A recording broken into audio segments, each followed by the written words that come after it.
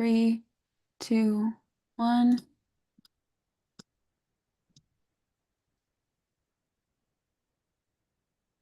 You are now live on Channel 8 and YouTube. Thank you, TCTV. Good evening, ladies and gentlemen. The time is now 6:30 p.m. I am Vice Chairman Matthew Rivard, and I hereby call this Select Board Business Meeting to order on this, the 20th day of November, 2024. If you are able, I would ask you to please stand and join me in the Pledge of Allegiance. I pledge allegiance to the flag of the United States of America and to the republic for which it stands, one nation, under God, indivisible, with liberty and justice for all. Thank you. I'd like to remind everyone that today's meeting is being broadcast live on TCTV Cable Station 8 and our YouTube web platform. For those of you who wish to revisit any part of our proceedings, the recording will also be available on our YouTube channel. Your subscription to TCTV would be greatly appreciated. Additionally, if any audience members are recording this meeting or plan to do so, I would ask you please notify us now. I do have a quorum this evening. I will note that Chairman Curry is joining us via Zoom this evening. We also have Assistant Town Administrator Holly Young joining us via Zoom, and Tracy Murphy from the MRPC joining us this evening via Zoom. As I said, we do have a quorum in the room, plus Mr. Curry joining us remotely. Our agenda tonight, along with other public documents, is available at templetonma.gov, the official town portal for town information. Here you can also subscribe to alerts for all public town meetings and our town administrator's weekly report. For immediate updates, including emergency notifications, we would ask you please enroll in the Code Red alert system through our website or by calling 866-939-0911. This service is vital for staying informed on crucial matters. As chair, I maintain the discretion to modify tonight's agenda as needed and to manage time effectively, utilize personnel resources efficiently, and ensure public awareness. I reserve the right to rearrange agenda items and to best accommodate our proceedings and to honor our guests. I do not anticipate doing so this evening. If this is your first time attending a select board meeting, welcome. We are committed to serving our community with patience, fairness, and efficiency. We ask for the same courtesy and engagement from all participants tonight. Let's have a productive and respectful meeting. For those of you who are on Zoom this evening, we would ask you please use video whenever possible, though if you are waiting for your agenda item, it is best to have your video turned off. Please use the mute feature when you are not speaking. Although TCTV and the chair can place any and all on mute, it is easier to control your own button. If you wish to speak, you may raise your hand, use the raise hand feature in Zoom, or politely break in if you are only on the telephone. If you wish to see the materials shared in the meeting packet, please request that of the chair, email or refer to which document, and this will help everyone stay synchronized and be helpful to the viewing public. Only the chair and TCTV can share content or screens, and I have delegated the ability to share content to Mr. Curry remotely this evening. If there is nothing further, I'm going to move to the regular business agenda of the meeting. We will begin with item 3A, approval of the minutes of prior meetings. We have minutes in front of us from November 6th, 2024. And I'll entertain a motion for those minutes at this time. Mr. Chair, I move to approve the minutes of 11/6/24 with one correction that I have. Go ahead and, so it'll be as amended. Go ahead and say it now, please. On Q. This is new minute. This is a new business. Yeah, Q. Item Business. Q, seconded by 10:20. So we had it seconded, we did that right, but we didn't have the person in there. So That's I correct. didn't know if we needed that. Yes, that needs to be corrected to the person who actually seconded the motion. Well, that's the only thing I had. Otherwise, great job.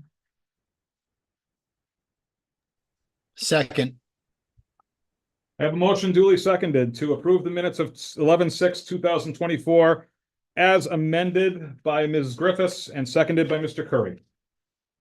Is there any further discussion on the minutes of 11/6/2024?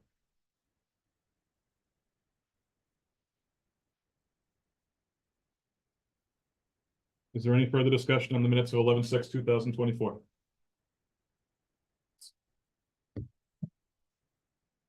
I would like to note in item 3, approval of minutes of prior meetings. Griffiths moved to approve the minutes of 10/9/24 with an amendment to correct spelling of someone's name. We should have the person's name whose spelling needs to be corrected.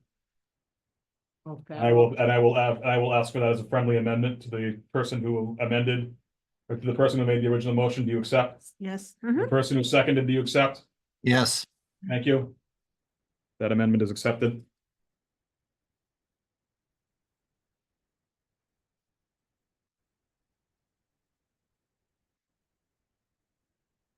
there any other discussion on the minutes from the 6th of November?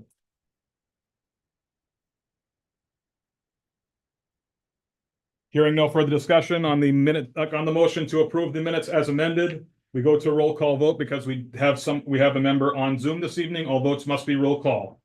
How do you vote, Mr. Toth? No. Mr. Bennett? Yes. Ms. Griffiths? Yes. Mr. Curry? Yes. And I vote yes as well. That vote is 4 yes, 0 no, or 1 no, 0 abstaining at 6:35 p.m. We have no executive session minutes to approve this evening. We now move to citizen input. How many citizens would like to provide input this evening? 1, 2? Looks like 2. Ms. Noel, would you like to take the stand first, and then Terry, you can head around and you can take the stand second, please. Gail Name- Noel, 87 Winchester Street. Thank you, Gail. Please go right ahead. Has Adam received any monies from Friends of the Templeton Elders? Do I respond to it? So we will respond outside if we will respond Okay, separately if that's that's okay. fine. Thank you. That's fine. That's Okay. all I need. Thank Is you. that it? Yep. Okay, thank you, Gail. We will respond separately. Ms. Griffiths, Good evening. again, name and Terry address. Griffiths, 12 Drury Lane. Thank you. I spoke as a resident at the annual Fall Town meeting. So I just wanted to start off by saying I recognize and echo the sentiments of the select board with regard to affordable housing. And I spoke as a resident because I was getting help from my family to understand the CHAPA housing. And I finally had a chance to review it and call David Gasser, who is the representative or the head of it, and Amherst. So good news. I hope this helps Tim. We haven't lost a house in 7 years, believe it or not. The years we did lose houses, were the houses that are grandfathered in. The years we lost houses were 2 in 2012, 1 in 2015, and 2 in 2017, 5 total. Lost to foreclosure and are now in the open market. So that's where those houses went.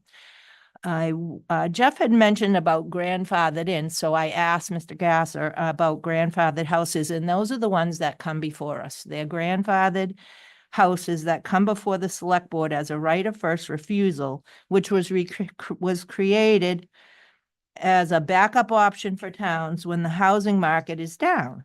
So it was meant for emergencies only, and this has been updated under new program rules. And all we have to do is, when the grandfather's house is, we don't have to do anything. We can just let them sit, and then the contract, whatever it is, there's an expiration date for them before they stay with CHAPA.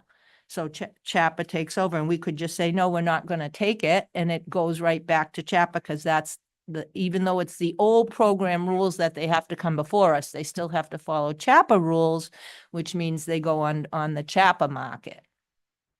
So he said, in order for CHAPA to start the market process, we can say we're not going to purchase it or do nothing for 30 to 60 days. After that, the process can start. And once the grandfathered houses are sold under the new program rules, they stay in CHAPA forever. No properties are lost, cannot be lost. So these are the houses that have sold under the new rules that we thought we may have lost. These properties cannot be lost. In 2019, 7-day mill. In 2020, 12-day mill. In 2019 and 2020, 24 millstone. I don't know the story on that. 59-day mill in 2018, 23-day mill in 2022, and Old Mill Lane in 2020.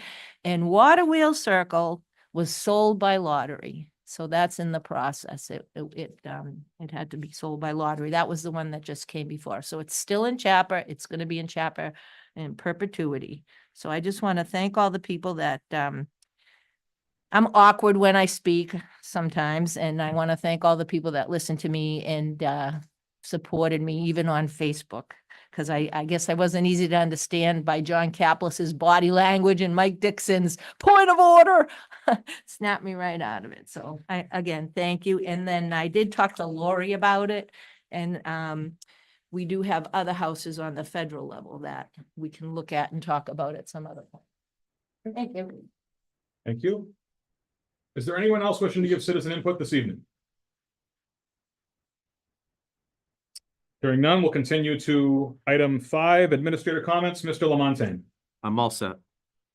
No administrator comments this evening, so now we go into new business 6. Item A, introduction of new employees, town accountant Melanie Jackson. Mr. Lamontagne. Well, the board confirmed Melanie Jackson, so she's effectively being introduced as a new employee. Hello again. Welcome, Melanie. you. It's great to have you aboard. Thank you. Anything or just That's it. Let's give some remarks. No, I'm excited to have you on board. excited Thank to you be so here. much for taking the position. Yeah, thank you for offering it. It's been good. And I just want to say Melanie updated for the board, the ARPA within Mhm. your book, and we're working on getting those funds committed. Excellent. But we'll get to that later in the meeting. Very good. Thank you, Melanie. You're welcome. Thank you, Melanie. Welcome. Welcome to the team. Thank you. All right. Introduction of new employees is complete. We have no appointments this evening. So we will move to item 6C, presentation FY25 first quarter report from finance. And the finance team is here, so who wants to go first? I'll go. Okay. What I'm supposed to do, so. That's okay. I sent in my report to you guys. I'm assuming that you all, I'm assuming that you read it. For those out in TV land, we're starting with town accountant, so Oh, yeah. okay. Okay. Let me see what I read. So, I did want to say, I did send out budget versus actuals today. The revolving accounts have not been updated with the receivables because we have not reconciled yet for this year. So until I reconcile, I don't want to update the receivables. So it's going to look like there's no money like in Parks and Rec, but there is. So just don't worry. Don't panic. It will be there. So let's see, for the previous accountant, the FY25 accounts were set up, the balance sheet was submitted, the tax rate recap was started and then finished by me. Free cash was certified in August at $868,008. The Schedule A has been started and it needs to be completed, which I'm going to be working on in the next 2 weeks, hopefully have it done. The auditors have been contacted to do the FY24 audit. I'll start uploading documents to them. They are waiting for light and water for their audit to be done before actually coming in, but they can start looking at everything as I start uploading it.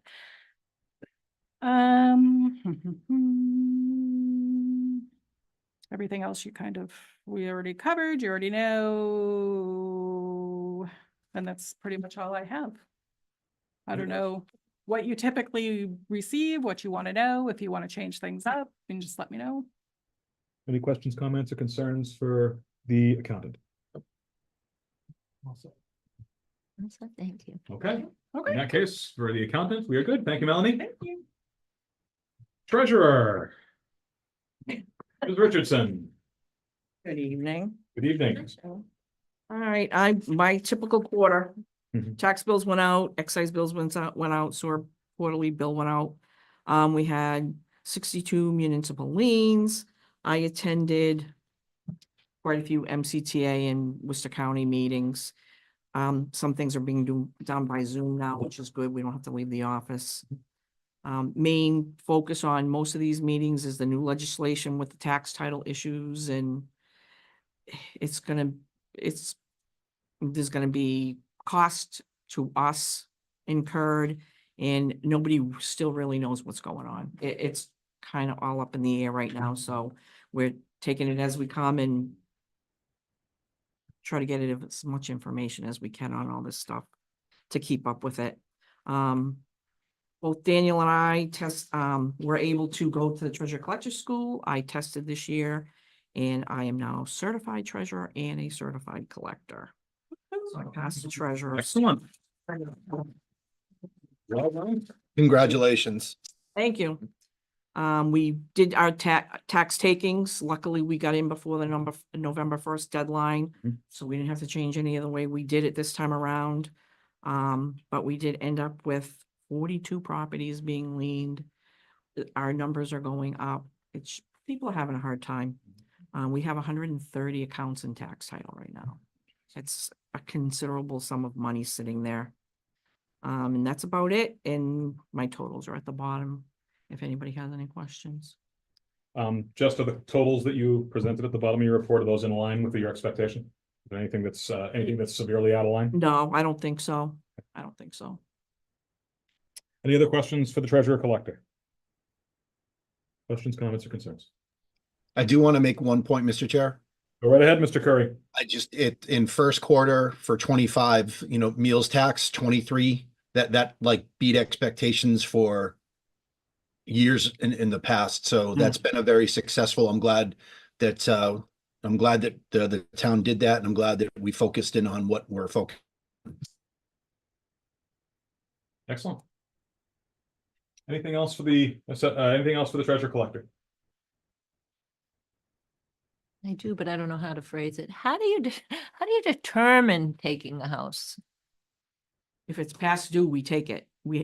A tax taking is just a lien on somebody's property so that if they haven't paid their taxes, we are in front of a mortgage. Mhm. So if you sell your house, we get paid first, even Yeah. before a mortgage. Mhm. So it's just protection for the town. That's the only way to protect the town. And some of them are like 20 years old. Oh, yeah, this or 90s, from the 90s.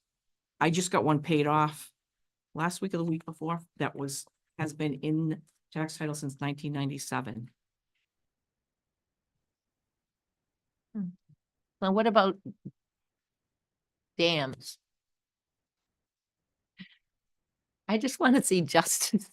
There's other properties besides homes, right?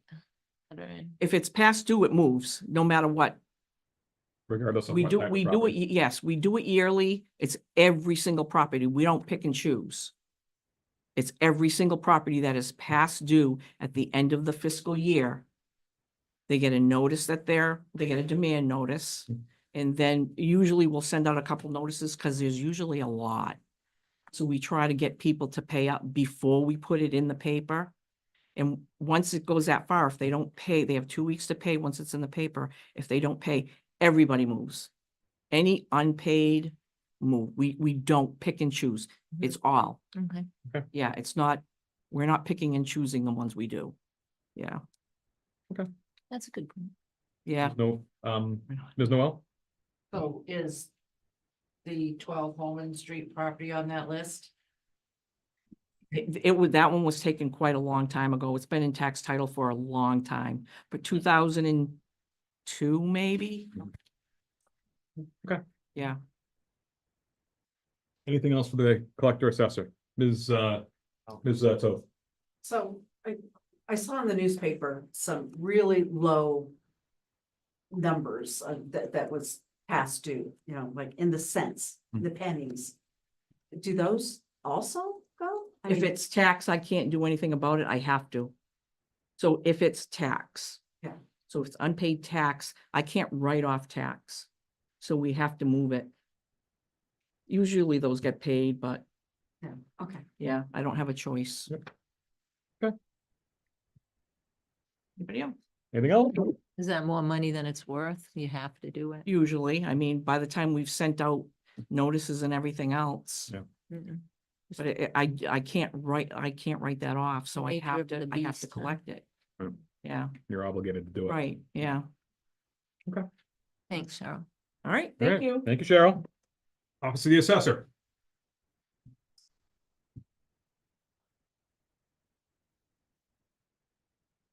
All right. Hello, board members. Good evening, Mr. Graves. Thanks. So the preliminary bills were committed for the first and second quarters. There was one new Title V loan that was committed in this quarter and one partial payment of a Title V loan. And just to explain to people in the public what a Title V loan is, It's a great program that Lori does.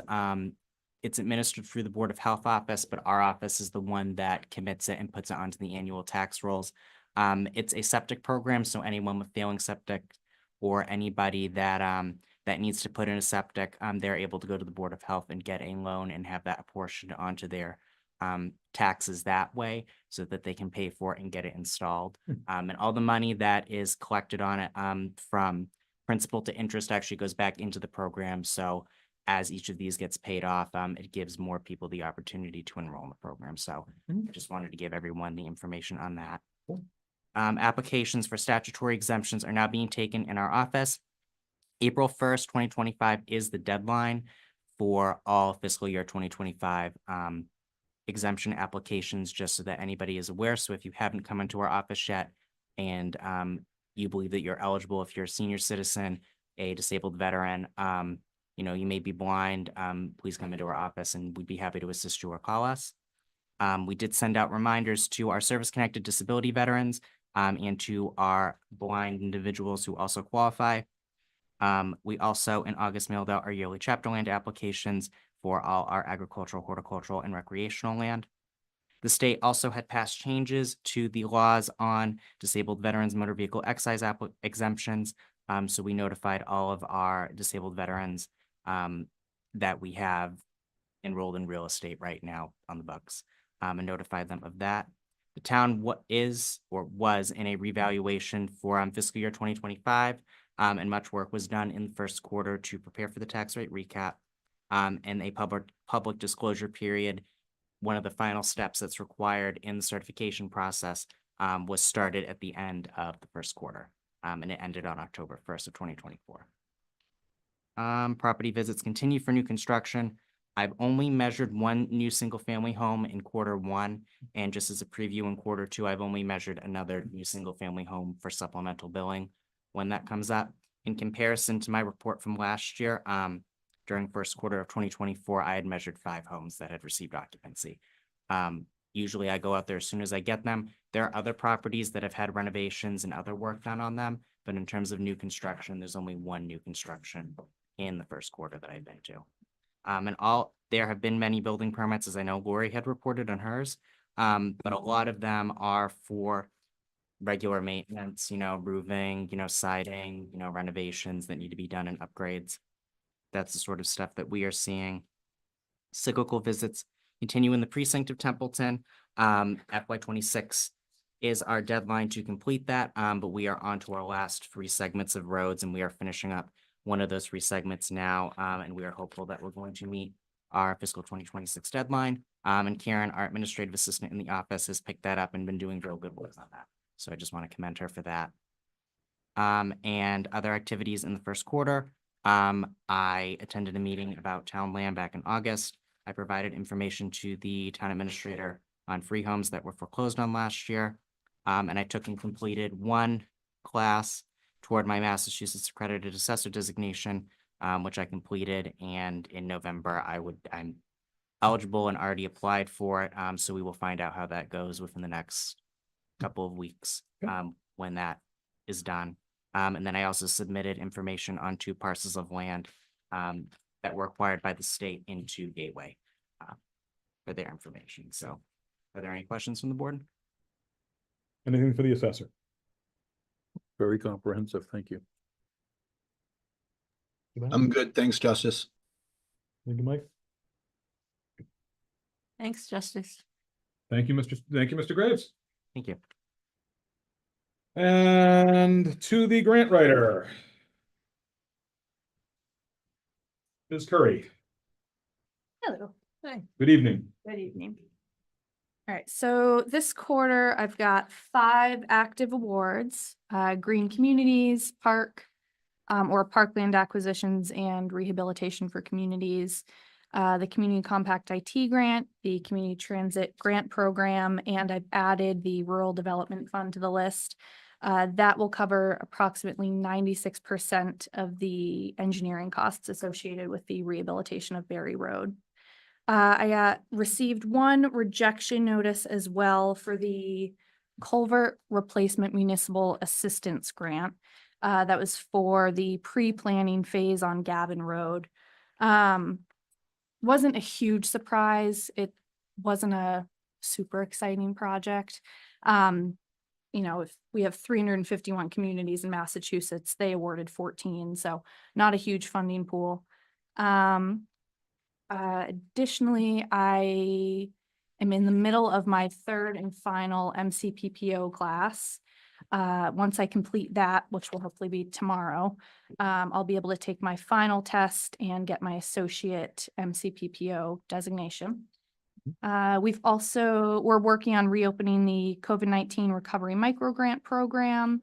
After the board added an additional 8,500 to that, we'll be able to fund the 8 overflow applications and hopefully some new applications as well.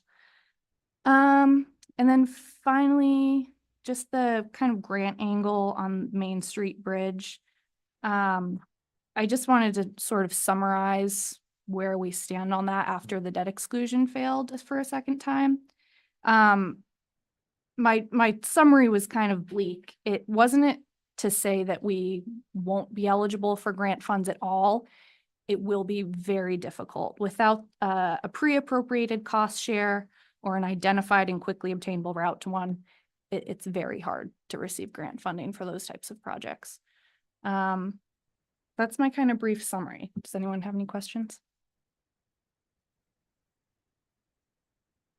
Any questions for the grant writer, Mr.? Thank you. Also, thanks. Great, thank you. Thank you, Ms. Curry. Excuse me, Mr. Yeah, Chair. go ahead. I'm sorry, Gail. I don't have any questions for Grace, but my question is, you know, she can't apply for any substantial grants without a commitment, a pre-approved commitment. So, you know, is that on our budget list for next budget? For, Grant Okay. funds, grant revolving funds. so we can take that and we will take a look at it. That's all Thank you, Ms. Curry. Moving to action, it's action item D under new business. Action Wetlands Protection Fund withdrawal request to purchase Jersey barriers blocks. Our conservation agent, Jessica Case, is with us this evening. Ms. Case, how are you? Good evening, Mr. Chair, the board, and Mr. Curry via Zoom. I'm here on behalf of the Templeton Conservation Commission to request a maximum of $2,000 be expended from the Wetlands Protection Fund. The reason for this request is for town-owned land under the care and custody of the Conservation Commission off Crotty Ave. It's the old Otter River Pool, Crotty Ave Dam. There has been some evidence of vehicular traffic down there, which is dredging the dirt, which is a wetland and the buffer zone of a wetland.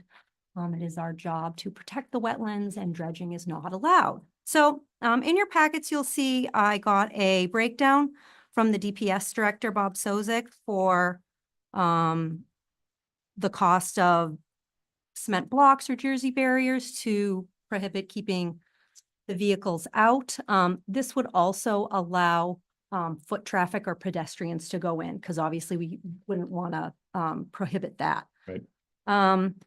On the second page of the packet, it shows the current balance for the Wetlands Protection Fund. That account I manage is all of the fees that we take in when we do NOI applications.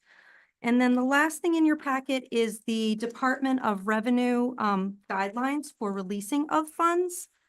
And the two things I wanted to read were that monies in the Wetlands Protection Fund may only be used to carry out the Conservation Commission duties under the Wetlands Protection Act. And since this is a dredging activity, it would constitute under Mass General Law, Chapter 40, Section 131. And the second thing is it says the Conservation Commission may spend unreserved monies in the Wetlands Protection Fund with written approval of the selectmen, hence why I'm here. My Conservation Commission met on Monday and they approved the expenditure of the maximum of $2,000.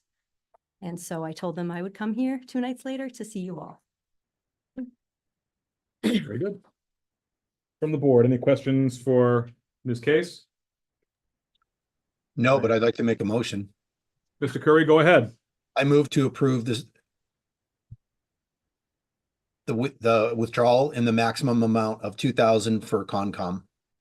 I second that motion. I have a motion by Mr. Curry and a second by Ms. Griffiths to approve the withdrawal in the maximum amount of $2,000. Is there any discussion on said motion? Is there any discussion? I watched the meeting and I did speak to one of the Concom, so I'm comfortable. Necessary. Hearing no further discussion, I go to a roll call vote. How do you vote, Mr. Toth? Yes. Mr. Bennett? Yes. Ms. Griffiths? Yes, Mr. Curry? Yes. And I vote yes as well. That vote is 5 yes, 0 no, 0 abstaining at 7 PM. Thank you all. Thank you, Ms. Thank you. Case. Have a good evening. Action, item 6E, action reapproval of retiree 2025 health insurance rates. In your packet, you have an email from Mariana Gill, explaining the Aetna plan renewal for the town of Templeton. Mr. Lamontagne, do you have anything that you wish to add to this? I will introduce Patrick soon from Gallagher. I want to let the board know that it's increased to $354 roughly. Keep in mind, your Medex 2 last year was around $370. So it's still Below Medex 2. below what it was a year ago roughly. So with that, Patrick, you want to take it from here and introduce yourself to the Introduce board? your name and who you're representing. I please. am Patrick Flattery. I'm from Gallagher. We're the consultant for the Massachusetts Strategic Health Group that the town joined for July 1st. Mhm. And I wanted to go over the Medicare renewal just so that you understand why there was the increase that existed. Mhm. For 2025, there are two pieces of legislation that have been enacted that are affecting Medicare rates, not just for the town, but for everyone nationally. The most important of those is the Inflation Reduction Act. A component of that legislation changed the catastrophic coverage. So that's the out-of-pocket cap on retiree drug spend from $8,000 to $2,000. They also changed the way that drugs are covered once a member reaches that out-of-pocket limit. In this year, the insurance company pays 20% of those overage charges and Medicare picks up the remaining 80%. As we move into 2025, insurance companies are now liable for 60% of those costs. So in addition to bringing the out-of-pocket cap down by $6,000, they've also shifted a large portion of that spend onto the insurance companies. When we got the renewal, that was worth $15.90 based off of the experience of the group towards the total $39 increase. The other change is called the indirect medical education component. The easiest way to explain that is that they changed how they reimburse teaching hospitals for providing care to certain members. In order to offset that cost, there was a reduction in the reimbursement amount from CMS to all Medicare Advantage plans. That was worth $15.10 or 20 cents rather. So between the two of those, that drove almost all of the renewal cost. There was an additional $8 charge that was Aetna's adjustment based on just the medical experience of the group. But to give you a little frame of reference, the $39 increase was on the extreme small end of the market. Other Gallagher clients saw a renewal over $100 per employee per month. My top client topped out at $120 increase. So with the Aetna plan, it is going up a little bit more than you'd see in a normal Medicare renewal driven by legislation, but the town is making out very well compared to the market, and you are still below where you were before joining Massachusetts Strategic Health Group and offering a best-in-class plan to your retirees. Happy to answer any questions you have. Any questions for Mr. Gallagher? None. This time I'll entertain a motion.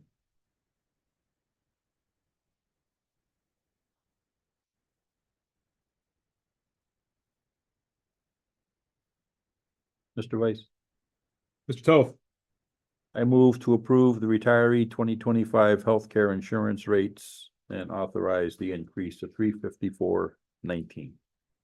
I have a motion duly seconded to approve the retiree 2025 health insurance rates and authorize the increase to $354.19. Is there any discussion on the motion? Is there any discussion? Mr. Lamontagne? I just also want to add, notice was given to all of our retirees as well. Hearing no further discussion, I move to a roll call vote. How do you vote, Mr. Toth? Yes. Mr. Bennett? Ms. Griffiths? Yes. Mr. Curry? Yes. And I vote yes as well. That vote is 5 yes, 0 no, 0 abstaining at 7:04 PM. Thank you, Thank you. Mr. Gallagher. Flattery. Hmm? Flattery. Flattery, I'm sorry. It's fine. Thank you. I'm sure that won't be the first mistake I'll make tonight. He works for Gallagher. Okay, works for Gallagher, flattering. Okay, flattering. All right. Item 6F, authorize, action reauthorization to negotiate with local 39 highway sewer union. Mr. Lamontagne. Time has come, we're negotiating their contract, agreement, expires June 30, 2025. And, this is for me to start negotiating with our highway and sewer folks, union folks. Any questions for Mr. Lamontagne? If none, I'll entertain a motion. So moved. You read it. Sorry. That's okay. I move to authorize the town administrator to negotiate with the highway and sewer union. I have a motion. Do I have a second? Second. I have a motion duly seconded to authorize the town administrator to negotiate with local 39 highway sewer union. Is there any discussion? Is there any discussion? Hearing none, I go to a roll call vote. How do you vote, Mr. Toth? Yes. Mr. Bennett? Yes. Ms. Griffiths? Yes. Mr. Curry? Yes. And I vote yes as well. That vote is 5 yes, 0 no, 0 abstaining at 7:06 PM. Item 6H. Action I'm sorry, I apologize. I jumped action 6G. Action reapprove special town meeting warrants. The proposed special town meeting warrant is in your packets this evening. Mr. Lamontagne, would you please? I know you have some comments you have to make here. So in your packet, you'll see Article 1 and 2. One of them was a citizen's petition. Mhm. Today, we received another citizen petition for a bylaw amendment to solid waste management. So I've updated the warrant for the board this evening to sign with this language that was submitted on that citizen's petition. So you'll have 3 articles for the special town meeting warrant, December 5th, 2024. But Mr. Chair, if I could just say, we're probably better off holding this off till the end of the meeting because the citizen petitions are technically open till 8 PM. So I'm not sure what the board wants to do because we got to this before. I'd like to make a motion to table this topic until later in the until the end of old business. Second that no motion. I have a motion duly second to table item 6G until the end of old business. Is there any discussion? Is there any discussion? Hearing none, we go to a roll call vote. Mr. Toth? Yes. Mr. Bennett? Yes. Ms. Griffiths? Yes. Mr. Curry? Yes. I vote yes as well. The motion to table passes on a vote of 5 yes, 0 no, and 0 abstaining at 7:07 PM. We'll return to it after we complete item 7C of old business.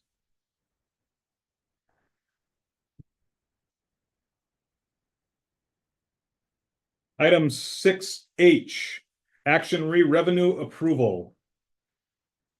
The revenue estimate is in your packets. Mr. Lamontagne. Since the recap was approved, you see there's a slight change from the draft I gave the board at the goal setting retreat. I think the real estate tax at 12,900,000. Roughly it went up to 905,833. But pretty much it's almost identical to that one. And outside of that, the board had for some time the draft ones from a while, August. And I haven't received anything and the department's already reviewed it. I sent it off to all the departments. Any questions, comments, or concerns from the departments after you sent it off? Nothing, resolved every concern that was brought to my attention. Any questions for Mr. Lamontagne with regards to the revenue estimates? I have I just want to make a point on the revenue for dispatch with Phillipston. For fiscal 25 budget, it shows revenue of $70,000. The new agreement was signed by the Board of Selectmen in January of 24. It's a 3-year agreement and it's $50,000 per year. So we show $50,000 from Phillipston for 26. But we showed 70,000 for 25 when we only collected 50. Why do we show a number that's off by 20 grand? Go ahead, Mr. And- Lamontagne. Oh, no, I'm sorry, go ahead, finish up. previously, this is another issue where the board, you talk about revenue and it would been talked about, and override has been mentioned here shortly, not too long ago. Previous agreement was for $70,000 a year for dispatch service that Templeton provides to the town of Phillipston. You look up the salaries for the dispatchers, there's 4 of them at 52,000 plus and fifth one at 50,000 and some, so it's about 51,000 average. So the board agrees to not only lower the cost of dispatch service for another town in the amount that doesn't even cover the cost of a salary of one dispatcher. That increases the cost to Templeton residents for dispatch service. And then we talk about, we're going to have an override because, well, we need more employees, we need more service. It's the same thing that happened when we were going to do accounting work for the town of Hubbardston. It lowered the cost of accounting cost to the residents of Hubbardston, and it increased the cost to Templeton residents. It bothers me that this board continues to make these agreements that end up costing the residents of Templeton, the people who elect us to look out for them. We make deals that benefit other towns and increase costs for the residents of Templeton. It doesn't make sense. It doesn't make good. And when you do things like this, you have no business even talking about an override because, well, we need more money for service. Phillipston gets exactly the same dispatch service as Templeton gets. Exactly. They don't have the cost of the building. They don't have light, water, heat, sewer, maintenance, nothing. They don't have pay insurance, benefits, or nothing.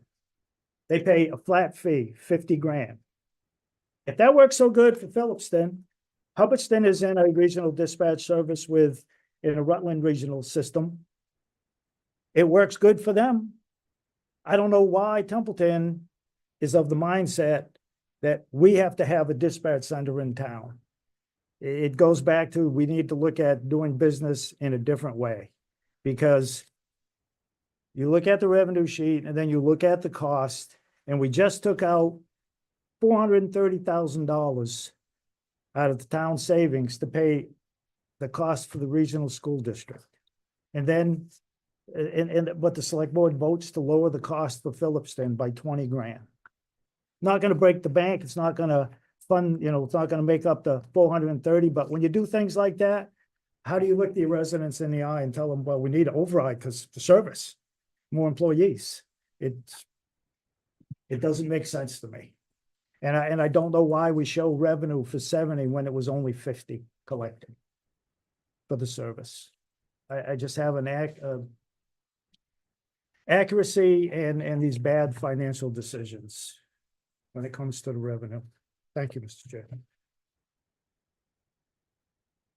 I'll just add, for fiscal year 2026, we have our agreement and it reflects correctly how the agreement's outlined for our revenues for fiscal year 2026 with the 50,000 from Phillipston and the 20,000 coming out of 911.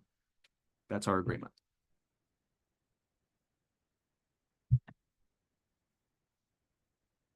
Any other questions with regards to the revenue? Is it something that we want to put on a future agenda and discuss? I mean, if Jeff's bringing forth the situation that we're responsible for, do we need to chat about it and take action? I mean, I'm not gonna be here next year after May, but I don't want to sit here and hear this again. Like, it's all our fault if we're not doing due diligence. Mr. Chair. Mr. Curry. Hey, Jeff, I know you brought this up before. This wasn't the first time that we talked about the difference between the 50 and the 70. And I think the chief had offered the same explanation that Adam just went over in terms of where the disparity was. I understand what you're saying but these agreements are mutual based on the department heads that help negotiate them. So I think your direct question is not to the board who then supports these department heads, but is what brought us to the table in the first place. It's the requirement to have dispatch within a community. I understand that you bring this stuff up and then you try and you put it next to, am I going to look the taxpayer in the eye and use savings or otherwise? We be able to deal with the things that we can with the resources that we have, and we use our field team, our chiefs, our department heads to be able to make these decisions, not in a vacuum. But I'll say it again, that $70,000 question that you had for revenue estimates, I think the chief had answered that before, and certainly Mr. LaMontagne was aware of the description of that.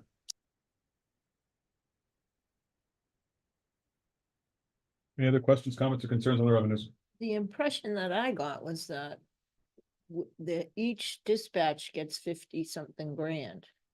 And they're only giving us 50 grand. And I got the impression that we're paying the other dispatchers. Is that wrong out of our budget? Or the chief's budget? How were there? That's what, when Jeff gave his facts, he said that, 4 dispatchers, 50 grand each. And if we need to put this on another agenda, because I don't want to break open meeting law, I'd be happy to do that. Request that because. I think we should do I that. don't- Yeah, okay. I think we should discuss, if we're gonna discuss that contract, The agreement. if we're gonna discuss that agreement, it needs to be on a separate agenda item on another meeting, And please. if we own it, we own it. Yeah, or you can also bring the chief of police in so he can defend it or say, I didn't like the idea from the beginning, but I'd like the chief to be able to answer that. Thank you, Mr. Curry. So Mr. LaMontagne, if you take the note to put that on a separate agenda, I'd New or suggest old, leaving that to January. new or old business, That can be a new business item, please. January. I'd say let's leave it to January, please. If that's okay with everyone. Could leave it to June. Oh. Sorry. Returning to the item, is there any further discussion on the revenue estimates? If there's not, I would entertain a motion. Mr. Chair, Mr. Curry, I move to approve the revenues as presented. the motion, do I have a second? Second. I have a motion duly seconded to approve the revenues as presented. Is there any further discussion? Is there any further discussion? Hearing none on the motion to approve the revenues as presented, I go to a roll call vote. How do you vote, Mr. Toth? No. How do you vote, Mr. Bennett? I have a vote no's from Mr. Toth and Mr. Bennett. Ms. Griffiths, Yes. Mr. Curry, Yes. I vote yes as well. That vote is 3 yes, 2 no, and no abstaining. The motion passes to approve the revenues.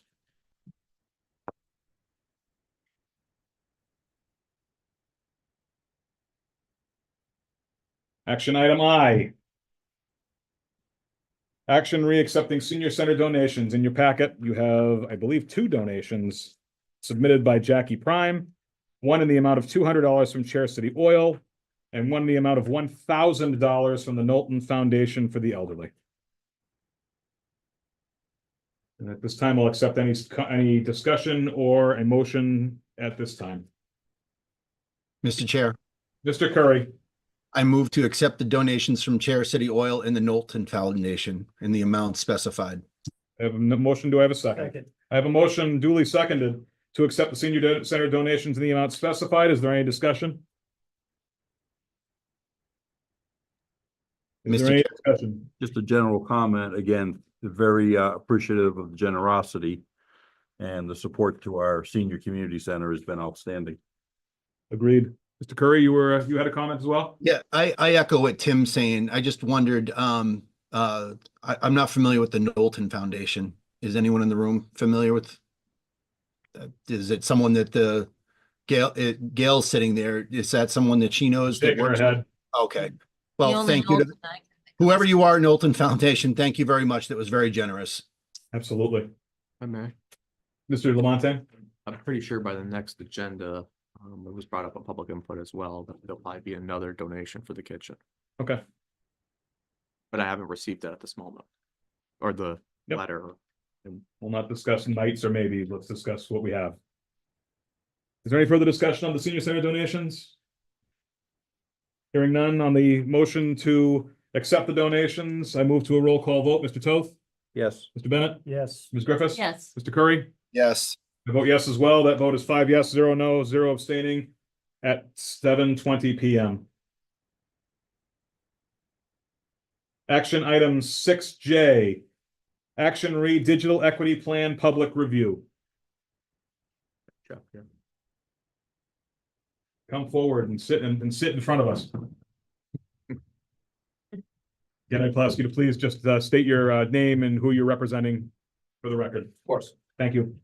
Good evening, Jeff LeGros, representing the Montechusett Regional Planning Commission, and thank you for having me tonight. I would also like to note that we do have Tracy Murphy from the Montechusett Regional Planning Commission also joining us via Zoom. Tracy, if you wish to say anything, again, I would please ask you to use the raise hand function in Zoom so that we can see that you are looking to speak, okay? Okay, please be my guest. If we could pull up the presentation through TCTV, thank you very much. Thank you. I'm glad to be here tonight. Thank you for having me, representing the MRPC for a program led by and funded by MBI, the Massachusetts Broadband Institute. And the MRPC, we are your regional planning commission for this region and for the town of Templeton. But we are also under the Municipal Digital Equity Planning Program through MBI. We are a qualified consultant. And so we've provided technical assistance to the town of Templeton on this digital equity plan. I'm pleased tonight to present the draft of the plan and to announce and give information on the public comment period and process. With that, I'll move into the presentation, and then at the end, I have a handout for the board members and for everyone in the room announcing the public comment period. So I'll move right into the plan. Thank you again. Next slide. Tonight's presentation is going to be brief and go through the plan by one chapter at a time. There are 7 components of the plan written up as individual chapters of the plan. The first is an introduction. The second is an overview of digital equity. The third explains the planning process and how we conducted it here in Templeton. The fourth is the existing conditions analysis that was done. The fifth chapter is a community needs assessment evaluation that we performed. And the sixth is visions, goals, and actions of the plan. Seventh is just a compilation of all the material gathered throughout the process, and it's presented in an appendix to the plan. Next slide, please.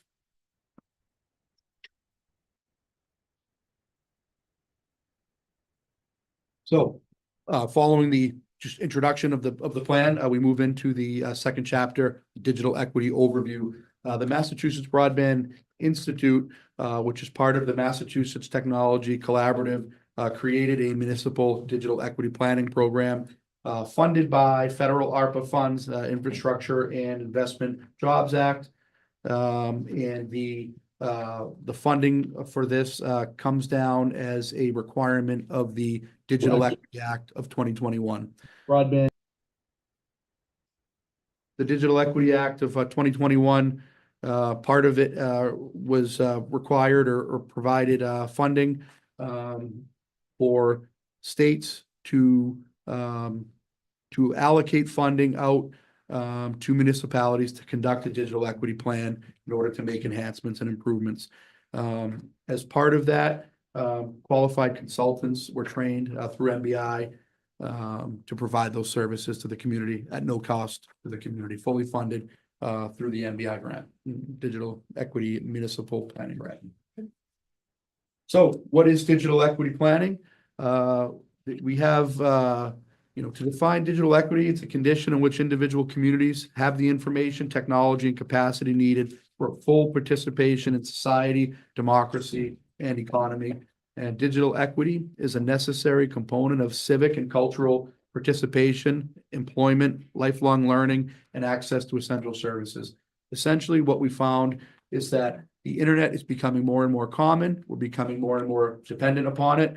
and we're becoming, there are more and more ways in which it's being required to be used by people. Some people don't have access to the internet or aren't as comfortable using it as others, digital literacy. But yet they still need it to perform these daily essential functions of life. Even so much as now telehealth and medical appointments being done online, or submitting an application or a permit to a municipality or paying a bill. A lot of these things are now required to be done online, and in many cases exclusively. And so for that reason, the Digital Equity Act wants to ensure that everyone has not only equal but equitable access to the internet to make it possible for them to perform and to do those things that they need to do. As part of that, not only do municipalities create a plan, the state also completed a plan statewide called the Massachusetts Internet for All Plan.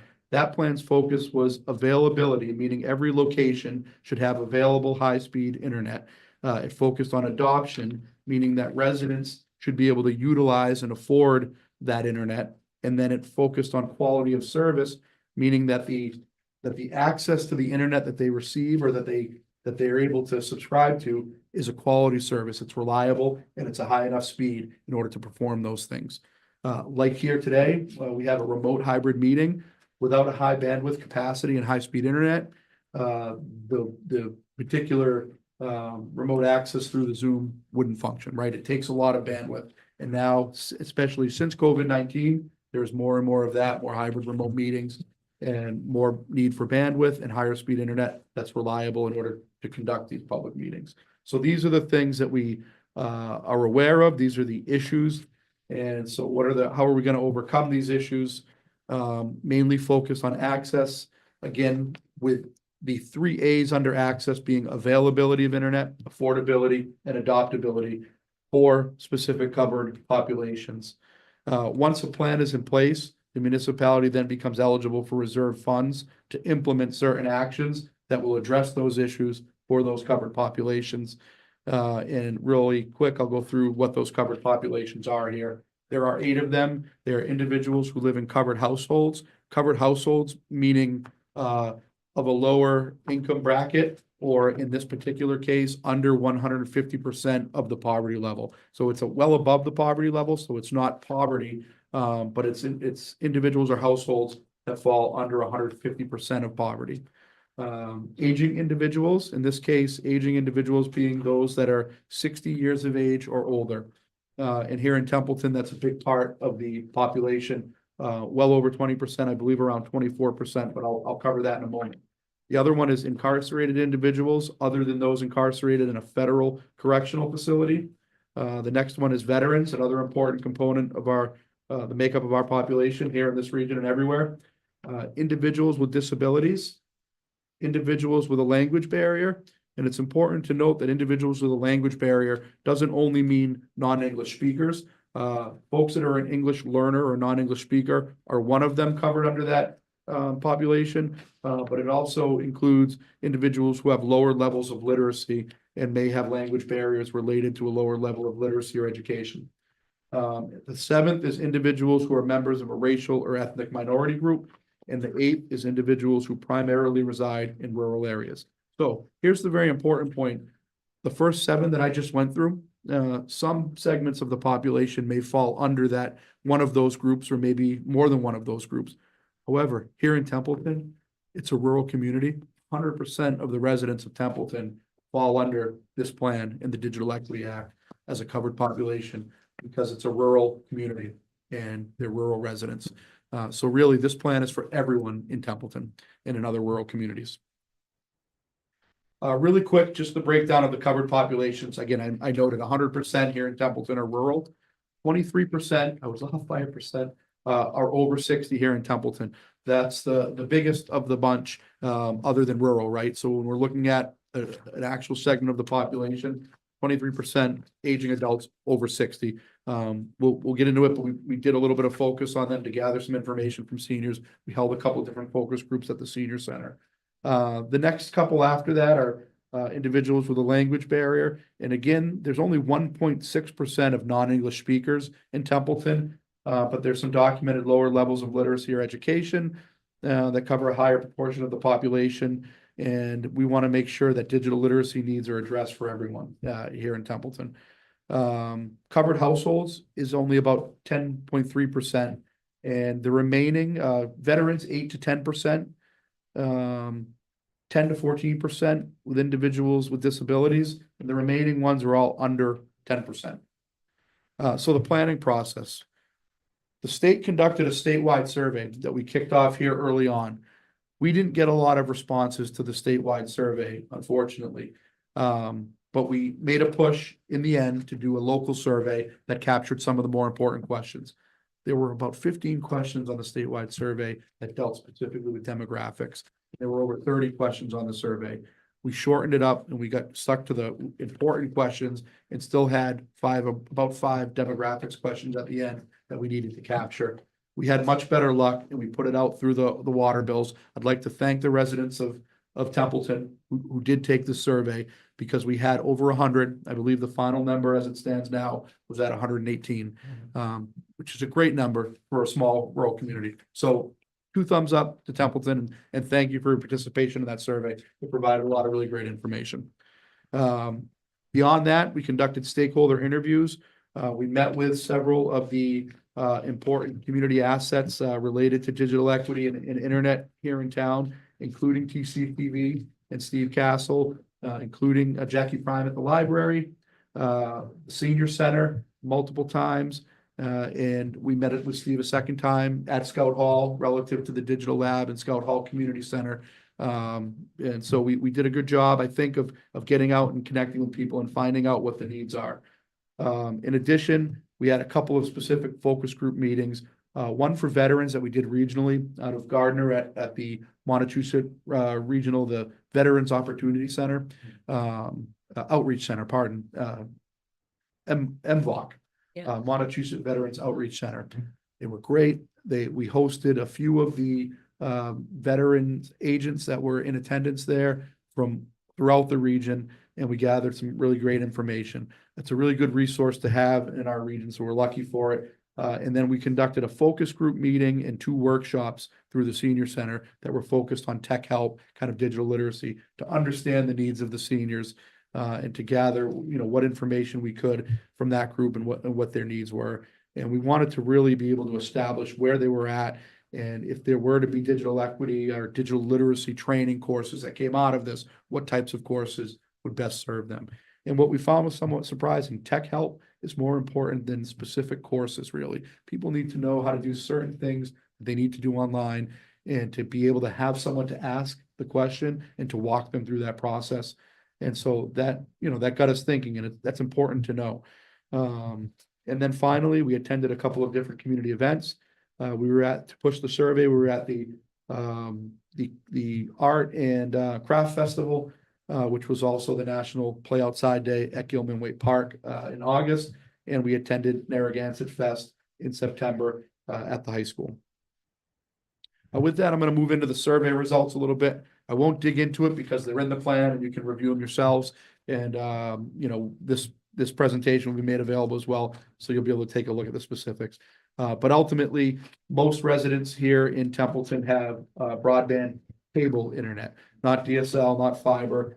These are mostly not available here in Templeton. So very few people have satellite, mostly, and you can see far and away, over 70% of the respondents were broadband cable internet through Xfinity.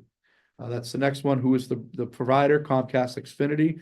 Very few people listed Verizon or T-Mobile or AT&T, and those are most likely through what are known as fixed wireless services or hotspot services that they subscribe to over cellular or some other form of fixed wireless.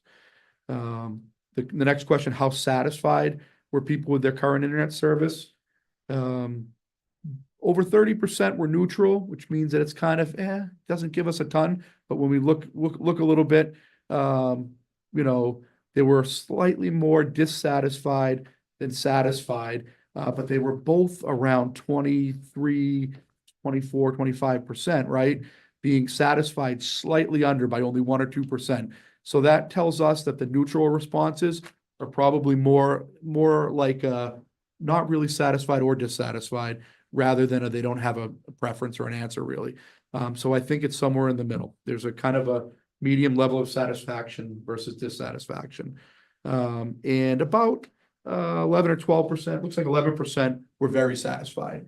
And less than that, only about 6% were very dissatisfied. So for the most part, internet is okay or a little better than okay. And that's a good thing, but we would like to see that shift towards very satisfied and satisfied. Whereas there's 25, 26% dissatisfied. It's something to think about. There's got to be a reason for that service base. Not everybody's getting the internet speeds and reliability that they need all of the time. And that's the next question here. How often do you have home internet connectivity issues? Well, greater than 40%, about 45% said sometimes, and 38% it looks like rarely, but about 12 or 13% say often, right? And there are some people in the 3% range that always have connectivity issues, and only a couple percent that never have them. So that just gives you an understanding of how things are there. And then, do you feel that the service is affordable? We get into affordability now, right? One of the A's after availability, we're looking now at affordability. And over 60%, about 61% said no, they don't think it's affordable, whereas only about 36%, 37% felt that it was affordable. So in general, internet is relatively unaffordable in this area, and we'll see another infographic, a map that shows that breakdown statewide, and we can understand why. So the next, now we go into digital literacy and digital skills, right? So we had a few questions that talked about what people's digital skills were and their comfort level. About 45, 46% said they were confident, meaning they have some digital skills. And surprisingly, there were about 34, 35% that were very confident. That's good. And then at neutral, we had about 18% neutral, and only, a few percent of residents that responded were not confident.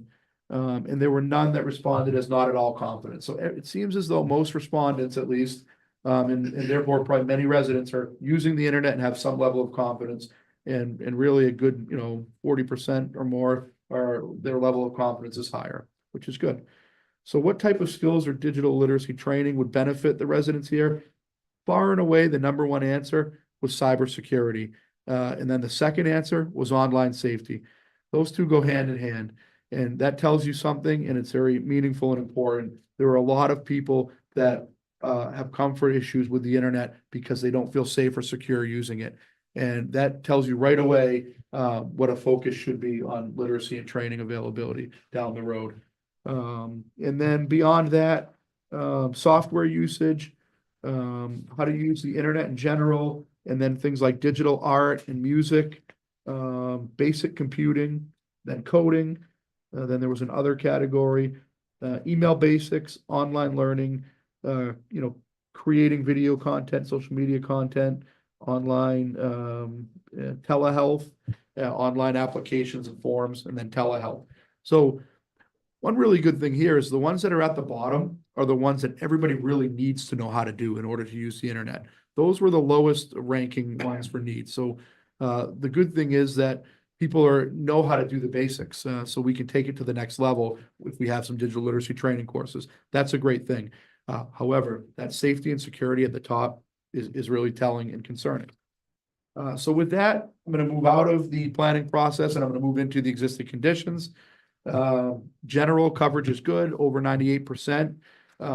However, subscriptions are only at about 89%. So it tells you there's about 10% of people that could subscribe to the internet that do not. Trying to better understand that. That's a personal preference in many cases, probably, but it could be an affordability issue. It could be other things. Trying to understand that will be helpful moving forward. And if there are ways to address it, if it is through affordability or digital literacy or some other thing, it would be good to see that number increase closer to the availability.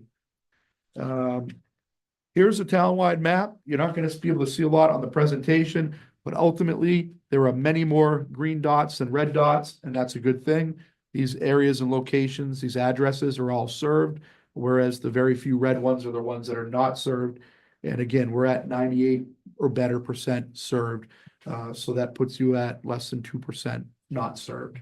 That 2% not served, however, is where we can really focus and think about getting service to those areas, because everybody should have internet access and service, right? If there's only 2%, it means two things. One, it's really not fair to that 2%. But two, it means that it's a really manageable and attainable goal to get it to that 2%. We're not dealing with half the community. So it's a yes, we can type thing here. And I hope this plan helps to, bring that out, and we can, find not only funding for it, but also strategies to get it to those places. And then the last thing is the subscription rate. And again, that talks about that 10% that I was saying that aren't subscribing, but that have access. So I circled both of those to call them out, and we can understand it. And the bottom left of this is where it shows the internet costs throughout the state.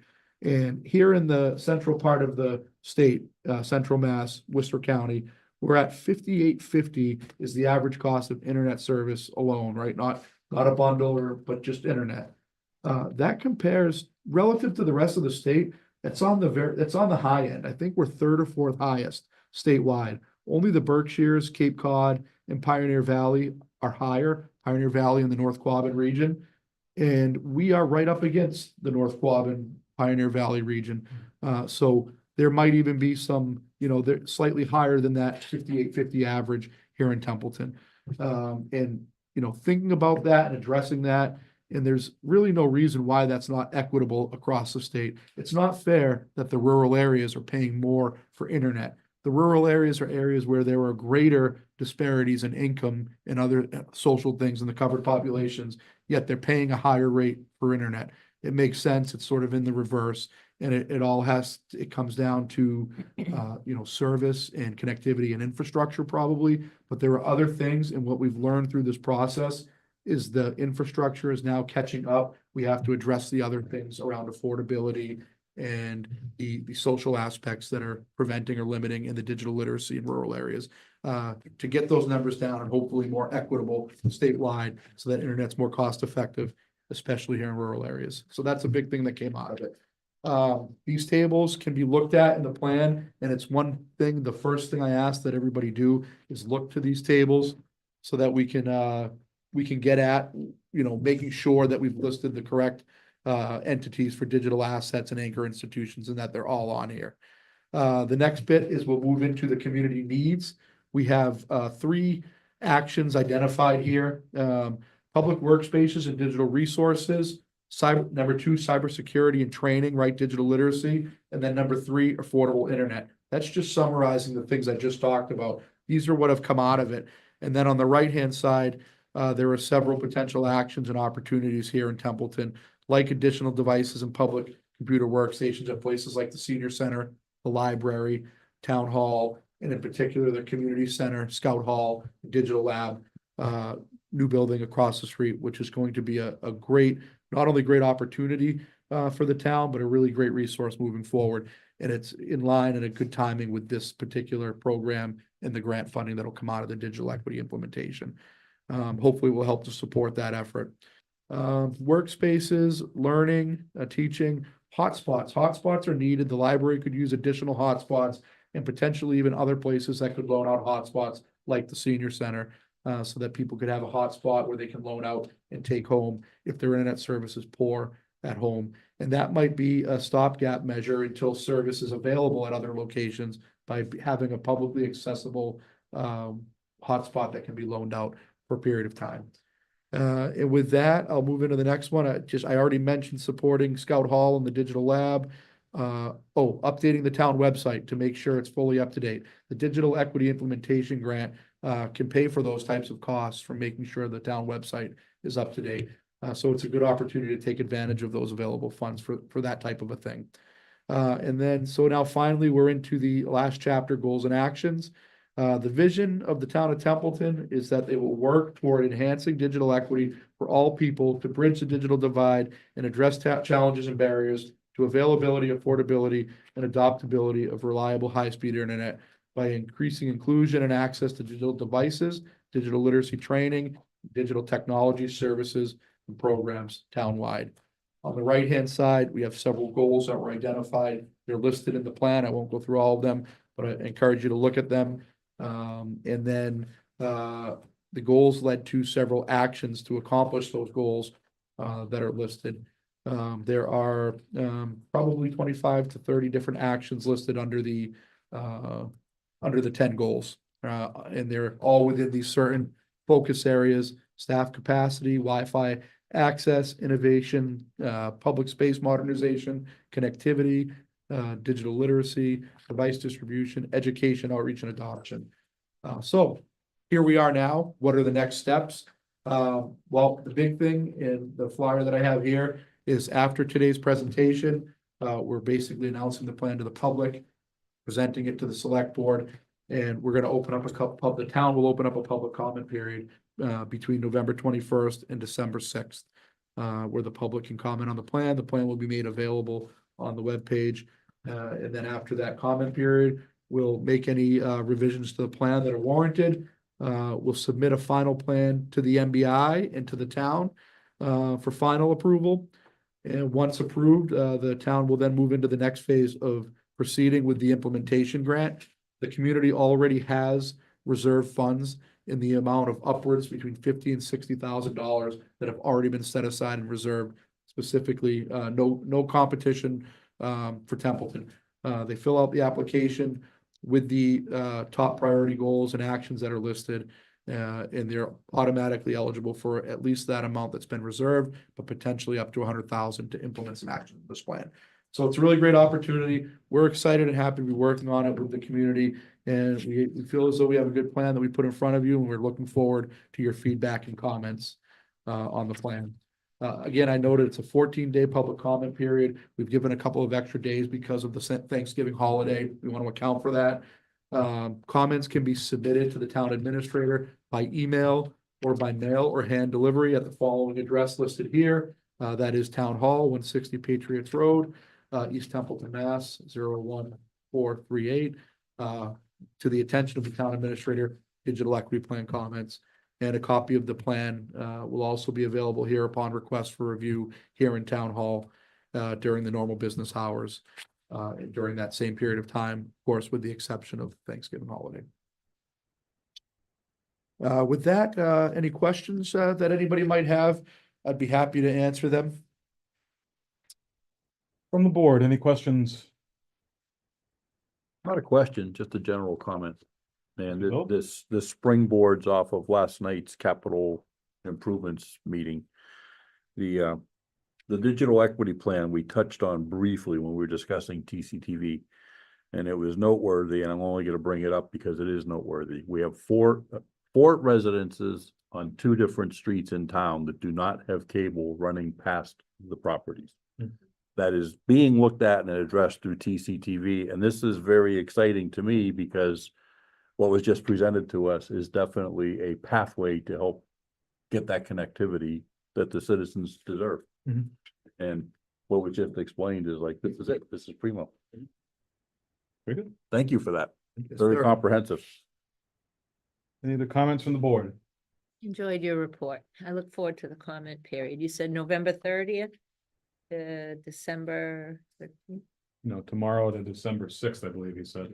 Exactly, tomorrow until December 6th. The plan will go online tomorrow, and it'll be posted under the news section of the town's webpage on their homepage. And it will be the public comment period available, so November 21st until December 6th. A 14-day comment period, your typical 14-day except with a couple of additional days added on for the Thanksgiving holiday. And I'll leave it on that slide for a moment while we finish up so that people can see it if they want and copy that information down. Oh, pardon, sorry. Could you move to the slide of the public comment info, please? Perfect, thank you. Mr. Chair. Mr. Curry? Jeff, great job. I read through the entire plan. Great to see the slides tonight. I guess my a first question I would have in your experience, like out of all of those goals and the limited amount of funds and that you know you need skills, you need trained people to be able to do this. This isn't something that you just throw on as an additional duty to somebody in an office. This is something that you need to be able to do. And I guess Like, hey, Jessica Case, you're now our IT person. You're gonna answer help desk calls. And she says, I do Concom. I don't do IT. What have you seen in other communities be like a high value use of that money or personnel? Do you see like, have they got contracts to do that? Do they last? Is it like a one-time only? Does that question make sense to you? It makes perfect sense, and I'm glad you asked it because it's something that we've been thinking about and kind of talking about internally with the core team and in multiple, region wide. To answer the question simply, you're absolutely right in that with a 1-year grant that you don't know if the grant's going to come back year to year. This is a 5-year plan. So there are actions and goals that can be prioritized in the first year and applied for. But even $50,000 to $100,000 in funding, because there's no match required, and essentially it's at a low or no competition to the town because they did this plan. That's great. You've got that money coming to you, and it's a lot of money in that regard that it's coming to the town at no match, no cost to the town, right? However, $50,000 to $100,000 can go quick when you have so many, needy and worthy goals and actions listed. What we're finding and thinking is that purchasing equipment and building out workstations in your public spaces, like your library, like your senior center, potentially here at Town Hall, and especially in a new community center that you have, that's the focus of that community center is going to be on digital technology, right? Getting that equipment and the peripherals to build out those workstations, meaning computers, webcams, microphones, other things that are needed, such as printers or copiers to print out a form that somebody might need to come here and fill out because they don't have internet at home or it's not reliable. So they're coming to one of those 3 or 4 public spaces to do it. You're also going to need to print, right? If there's a woman or a man at the senior center who, even if they have a computer at home, if they're not comfortable using it to go on and do a telehealth appointment, they're going to go to the senior center to do it. Is there a workstation at the senior center that has a webcam and a microphone and maybe even a closed-in booth where they can do this medical appointment with some level of privacy?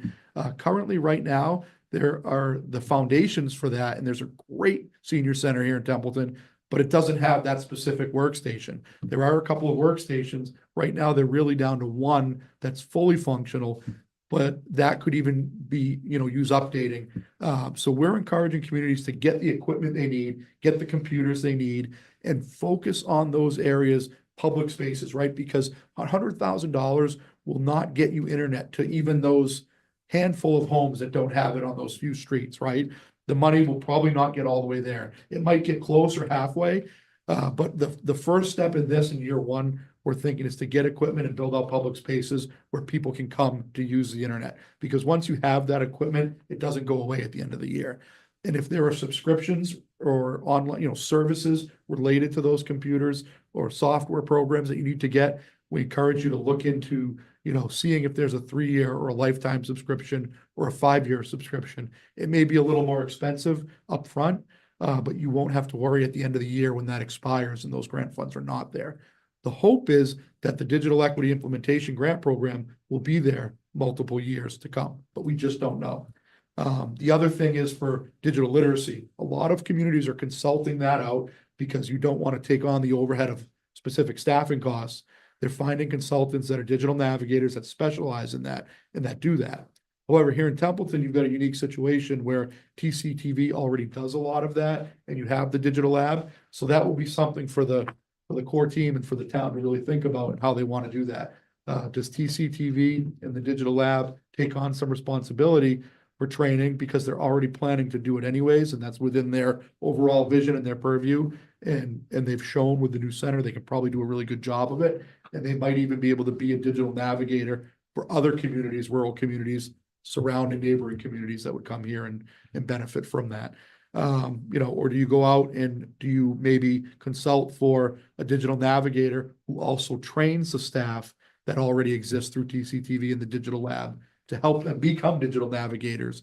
And maybe you build out a volunteer program of digital navigators in partnership with TCTV and the digital lab to really build up this program and build momentum year to year. It would be great to have those services in-house, but in the first year, there's also the opportunity, there might be some consulting available with these funds to bring in a digital navigator, one, provide courses, but also train the trainer and build that up internally. Thanks, Jeff. That's a great answer. I hear the equipment. I was thinking the same kind of things, like what is the maximum bang for your buck? But to Tim's point, and I really thank Tim for being exact, like well, there's 4 houses out there. Maybe that's a discussion. All of our utility poles or otherwise, Xfinity, and we have a cable agreement, and subscribers means money otherwise for our TCTV. I wonder if it's a discussion with the cable companies to say, you already use the electrical infrastructure. What is it going to take to get service to these remaining red dots in a sea of green?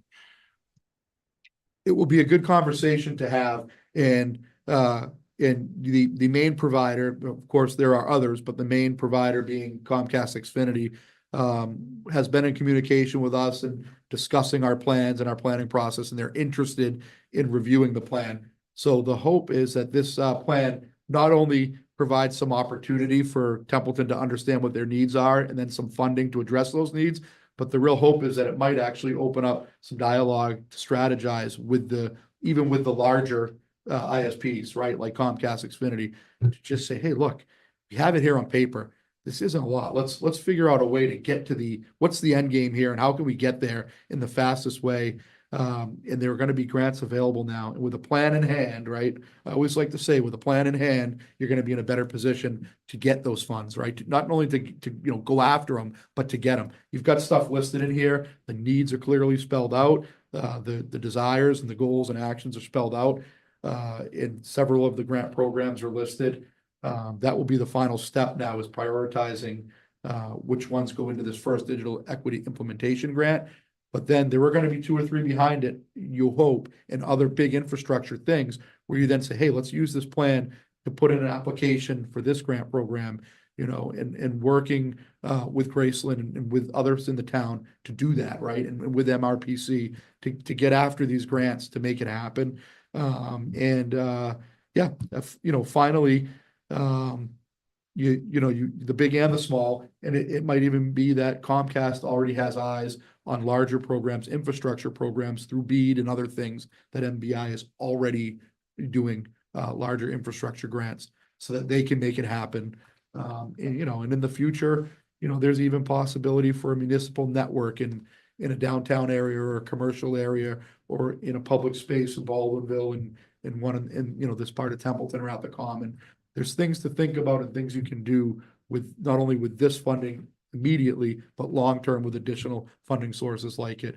And the goal is to move forward and to enhance and build out. And it can only get better from here. And believe you me, it's only going to become more important and more used. And it's getting to a point now where people that weren't using the internet even 5 years ago are now using it. And this program will help make that a better and easier transition. And then we can do more and better things. And it's kind of neat. Thanks, Jeff. Yeah. Any other questions from the board? Nope, I just love the history. That grabbed me right away. I had to read it out loud to my husband. Like, can you believe how expansive it's gotten since what you started with 2003 and now 2024? It's impressive. Yeah, it's been fun to work on. I will say that this is new to MRPC, this digital equity planning. It's new to our region for the most part. They've done more of it in the Berkshires and on the Cape. But we've worked with multiple communities now, from the biggest of our communities to the smallest. And we're excited and glad to be working on it. And we don't see it ending. The hope is that a regional coalition will form and that each town will assign or recommend 1 or 2 people to sit on that coalition, and they'll meet quarterly, as a region, and so that every community is moving and working together in the same direction. And that's the goal and the hope. And MRPC could probably play a big role in that type of a regional coalition. So we don't want it to end with these plans. We want it to begin with these plans. Thank you. Yep. Thank you all. All right, I'd like to just, before we close the topic, and I'd like to keep the slide up I'd like to keep the public comment slide up for a second there. The 14-day public comment and review period will open tomorrow, November 21st, will last until December 6th, 2024. You may submit comments via email to the town administrator, Adam Lamontagne, alamontagne@templetonma.gov. You may hand deliver or mail to the following address: Templeton Town Hall, attention Town Administrator, Digital Equity Plan Comments, 160 Patriots Road, East Templeton, Mass. 01438. So if you have any public comments to be made on the plan, we ask you to please forward those to via one of those methods. Jeff, we thank you for your presentation this evening. Thank you. And I know that you will also hand the flyers out. If you hand it out to the board, I would ask the recording clerk to ensure that that is listed in the materials provided for the meeting.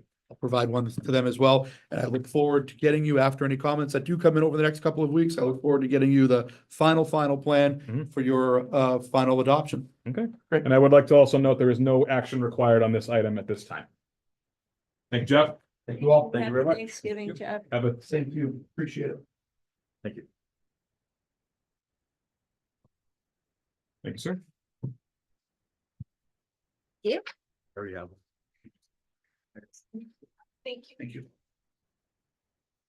Moving to item 6K, update extension to response to IRS return filing for the tax year 2022. This item has been placed by Mr. Curry, so I will let him lead the discussion. Mr. Curry. Thanks, Matt. Hey, I just, there was a public comment, couple weeks ago asking about where we stood with the IRS, fine. And, I wanted the TA I believe he had sent it to the board had gone to town council looking for a reduction. So I was just looking for an update from the TA this evening. Adam? Lamontagne, go ahead. Thank you. I had town council draft the response to the IRS. We have not heard back from them as of this moment. I thought they did an excellent job in their letter, making sure that the issue was the electronic filing in addition to the incorrect TIN numbers being submitted.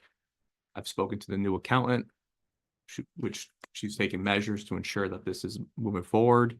I'm hopeful that there'll be either a reduction or it'll be waived. At this time, I do not know until we hear back from them, and then we will plan appropriately. If it's below 50,000, if they reduce it below 50,000, my intent is to go to the advisory committee to the reserve. And that's all I got for you this evening. Thank you, Adam. Is there any sort of time frame on when the IRS will get back to us, or no? No. At this moment, when town council hears back, I'm sure we'll be notified. Anything else with regards to that topic, Mr. Curry? Nope. Thank you, Adam. Questions from the board? All right, hearing none. There was no action required on that item. We move to item 6L, update Green Communities Annual Report Submission. And this is again a topic requested by Mr. Curry, so I will let him lead the discussion. Mr. Curry?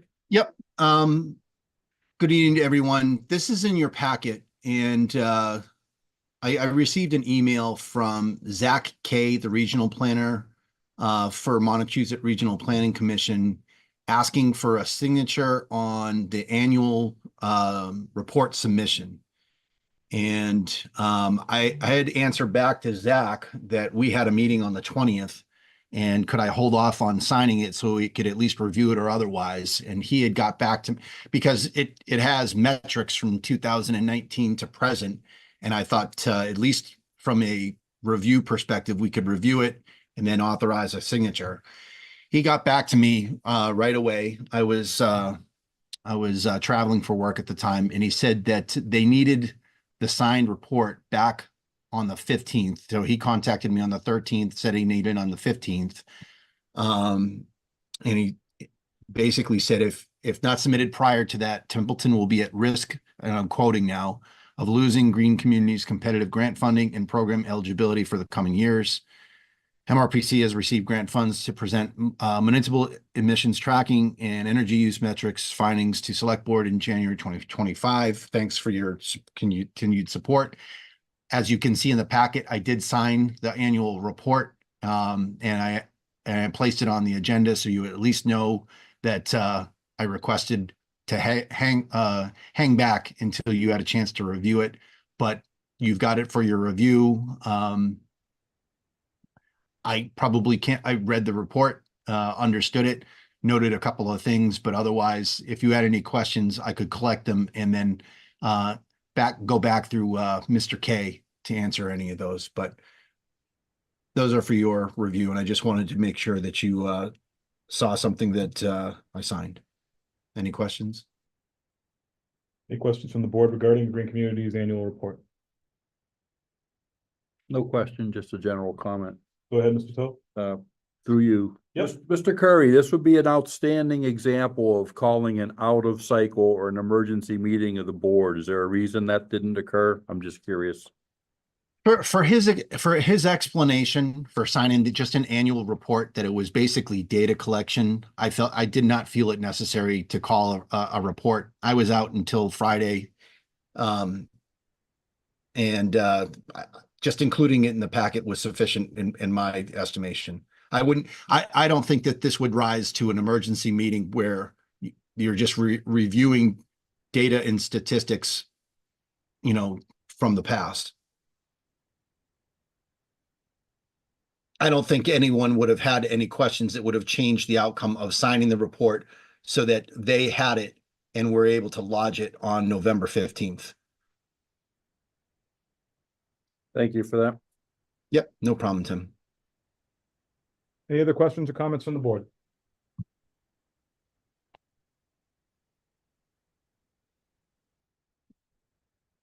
Any other questions or comments from the board? All right. Hearing none, no action required on this item. That concludes new business for this evening. Mr. Vice, Yes. I would like to call to attention, we tabled action item G till after 8 p.m. I was going to take it once we got through. I said I would take it after the end of old business, so we will get to it. Thank you. If that's okay. Sure. Okay. Old business. Action item 7A, action reapproval of edict request for select board to solicit requests for proposals for various possible edict contract actions, legal marketing, etc. Chair of the edict, Mr. Eaton, is with us this evening, and he's going to come forward and present to us, I believe, some new information. I hope some new information. I think the most important thing. Mr. Chair, I'm being on both. I'm going to go ahead and recuse myself from this discussion. The record note that Mr. Curry has recused himself from discussion on item 7A. Thank you. I think the most important thing I want to say tonight is happy Thanksgiving. Absolutely. Happy Thanksgiving. Advance. I haven't heard the words yet, so I thought I'd just share it. They were coming. I'll be honest with you, I bought some turkey gravy today, so I'm looking forward. The meeting's yours. It's about procurement and grant management. It's the same discussion we had 4 weeks ago, 2 meetings ago, and last meeting 2 weeks ago. And then the good news is that I want to share. Thanks for teeing that up, Mr. Rivera. Called segue. It's called, and it's a great segue because it's positive information too. I spoke with the contract manager, Joseph Harrington, with the State Department of Economic Development on Monday afternoon.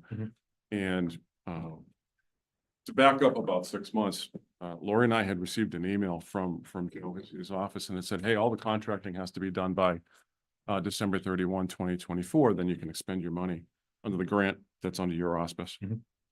By June 30, 2026. I hope I got my dates right. And so we interpreted that as, okay, we got to get this contract going. And so I want to correct myself. I'm always happy to say when I'm wrong. So I was wrong. And that I spoke to Joe and I said, is this for us or something? He said, no, that was for us, the state, to have all the contracts done with all the grantees, the communities. So that's okay. So the bottom line is we're not under the gun to do this by New Year's Eve. Although it would be nice to, get some contracts signed and just move on, and then you can toast your libation on New Year's Eve, and we can do some work in January and going forward. So that's the gist of the good news. So the reality is that we sent quotes out as our discussion 2 weeks ago. So I've issued quotes to try to get some quotes for the legal, the marketing. We did signage and civil engineering and we have a quote from Montezuma Regional Planning to do the economic development planning, but I can't talk about that because I have a conflict, which I've disclosed, by the way, and filed with the town clerk. I don't know if I said that in public here yet. So basically, the bottom line is that moving forward, that when the quotes come in around December 6th, which I think is a Friday, and I'm doing this by memory, so bear with me, thank you. And then the EDIC would meet on the 9th to look at those, to make recommendations to you folks on the 11th as to which entities to contract to move forward. You're the grant administrator, and then the only other question I have is, how do we communicate in the day job? So if I could have some, an hour a month with Adam, just to say, okay, we prepared paperwork, here's the quotes, do we want to fill all the dot all i's and cross all t's correctly for the quoting and the contracting, to get the right paperwork in. And I'm just learning, to the job. I'm sorry, I haven't been involved with a local administration here in 30 years. So, but I'm picking up, like, so you all send stuff, your staff sends stuff to you all by the 7 days before your meeting. So picking up on that, but if I could just chat with Adam offline and just make sure I'm meeting deadlines, that's really important. So if we have quotes come in on the 6th and we're reviewing them on the 9th, so we would have missed that 7-day ahead deadline to get you all stuff. That's So correct, maybe we because should, that maybe we meeting shouldn't is- meet on the 11th. That's Maybe I'm correct. wasting your time, and maybe we should look for another date. So You'd have to push into January. yeah. So, okay. So and that's why I wanted to make sure I talked to you tonight and say, I great. believe the first meeting in January is the 14th. I believe I believe it's the first is a Thursday. If I remember correctly. December. I don't have it in front of me. The first meeting in January, I believe, is the 14th. Yeah, so we're looking at January. We'd have to, because based on his timelines, if he's not gonna meet until the 9th, it's inside the 7 days. That would be inside the 48 hours for us to post. And if I may, So- Glenn reached out to me and I didn't feel it was appropriate for me to have a meeting until the board Authorized you. Yeah. So And that through you, way, Mr. Chairman, through Mr. Rowe, thanks for clarifying that, because when you sent me the email, I'm like, what do you mean I can't talk to you? I just, it's like, I just didn't know. So I wanted these things properly. I apologize. The first meeting would be the 8th, second Wednesday, correct? First is a Wednesday, so the 8th would be the first meeting of January. So that I have that note here, and so we'll do our due diligence. So are we good? And I can just do my due diligence on paperwork only. I don't need much of the administrator's time or Holly, honestly. It's just processing paper to get the quotes, get them under your nose, make sure we're all on the same page. So, and propose contracts. so for the administrator's time, I believe we would have to authorize him to do that. Because I believe that's contractual. There's 5 hours of time in your contract, if I remember correctly. I'd have to pull it up. well, if I may, Mr. Yeah, Chair. go ahead. Because with the legal opinion that we received, they're not technically a corporation. So I think I could meet with them because they're still a committee. Right. We should bring that up as well, too. The board received that legal opinion. I sent it out via email when We we sent out via email. So we requested a legal opinion on the status of the EDIC, basically.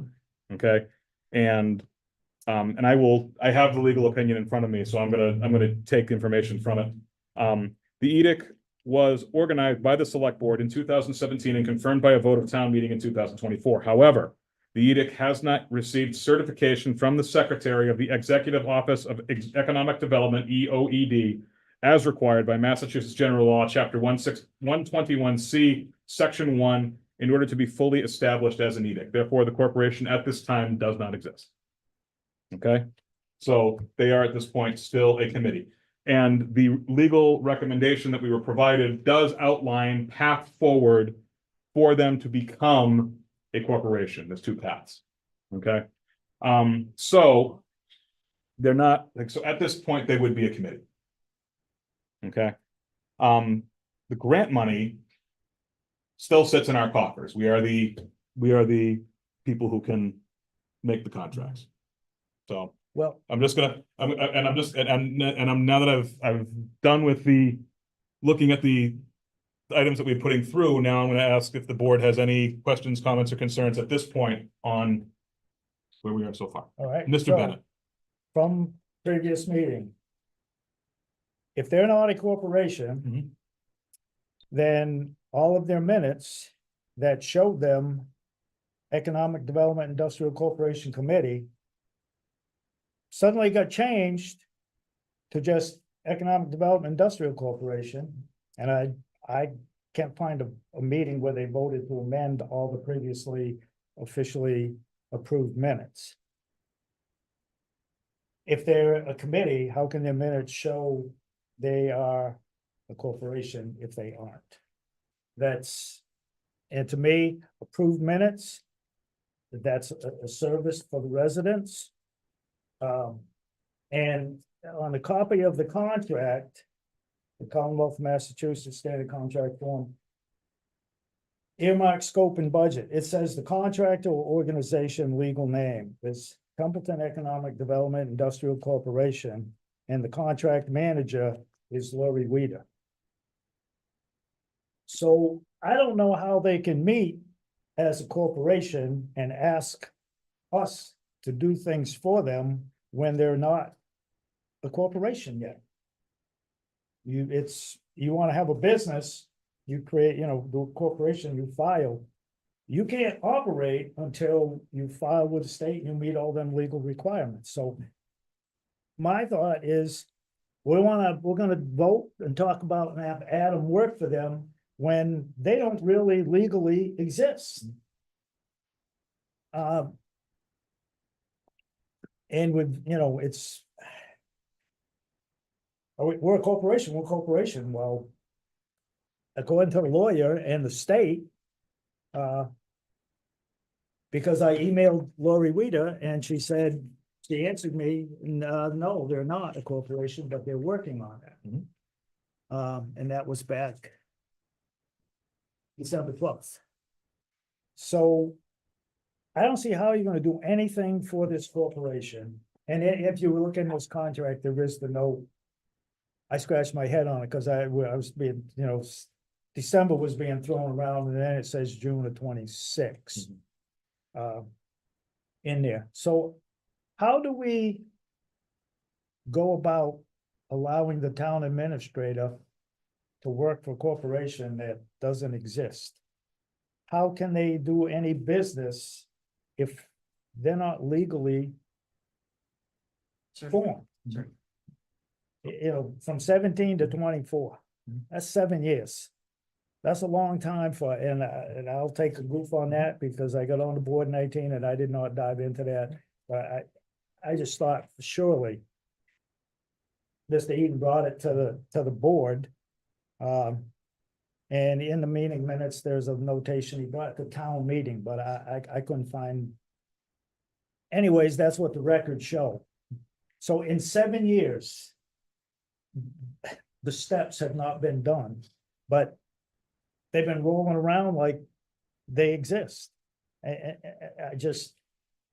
think we're trying to put the cart before the horse. And Jeff, to that point, one of our recommendations could very well be that they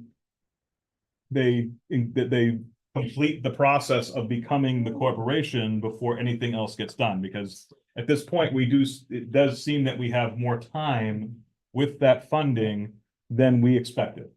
So, and that also means they have more time to complete the requirements for the corporation as well. And when they become a corporation, they won't need the administrator to That's do right. anything. They will, So- that's my whole thing. Yep. Become legit existence and then function. We're trying to do things out of sync. And we've been doing them out of sync, appointing people to something that really doesn't exist. Yeah. If we appointed them to a committee, then, the minutes never should have been, messed with. Ms. Griffiths. Just two comments.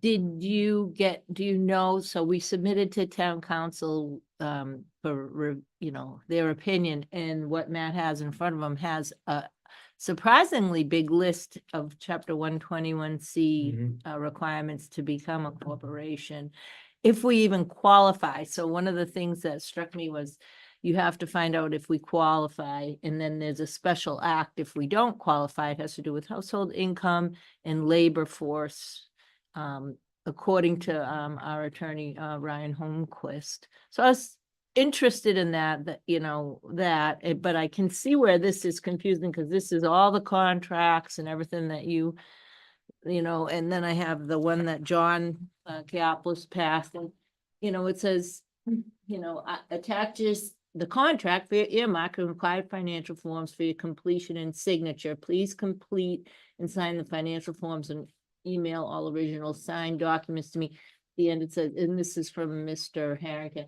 I will provide a copy of the full executed contract for your files. Mhm. And we have it, but it's confusing because we did not follow the protocol of what the EHOC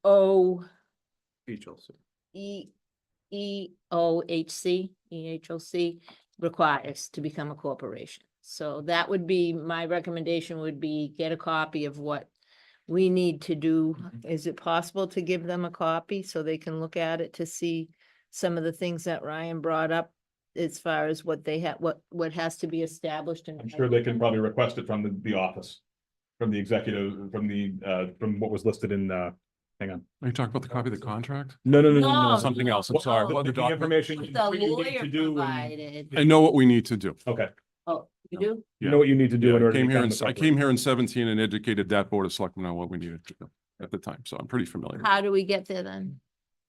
Well, I'm gonna quote what's on the agenda tonight. Old business A, action, approval of EDIC request for select Stay- board to solicit requests for proposals for various possible Stay EDIC within contract our actions, bounds, legal okay. marketing, et cetera. I'm fully prepared to talk about what's on the agenda this evening. For the last two meetings in this meeting, you're talking about the existence of the EDIC. I'm happy to talk about that. It's not on the agenda, so I'm not comfortable talking about Let's it, stop. but it's a valid point.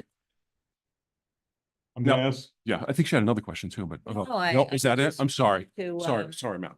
No, figure no, out how to move forward and, without breaking open meeting law. That's fine. Any other from the board before I move to, I have at least one member of the public who wishes to speak? None. No? This is tough. Two comments. Yep. First comment was the select board voted me in to be on the corporation. Right? So that is a problem, for problem number one, right? Which means it's not valid if it's not a corporation. Right? The second thing is if it's not a corporation, then it's a committee. And everything that has been done to this point has been done under the auspices then of the town of Templeton's corporation. So I just want to point both of those out. And I am beyond frustrated. My expectation, I volunteered to be on the corporation. So, thank you. Yes, Gail. At the annual town meeting, we did vote on this, and it said, with this, we will be getting full certification with acceptance of this article. So the legal Opinion is we don't have it. opinion, so the legal opinion is that that was part of what needs to happen. Okay. Okay, there are further steps that need to happen. Okay, but that was a step in the right direction. That did need to happen in order for the process to continue.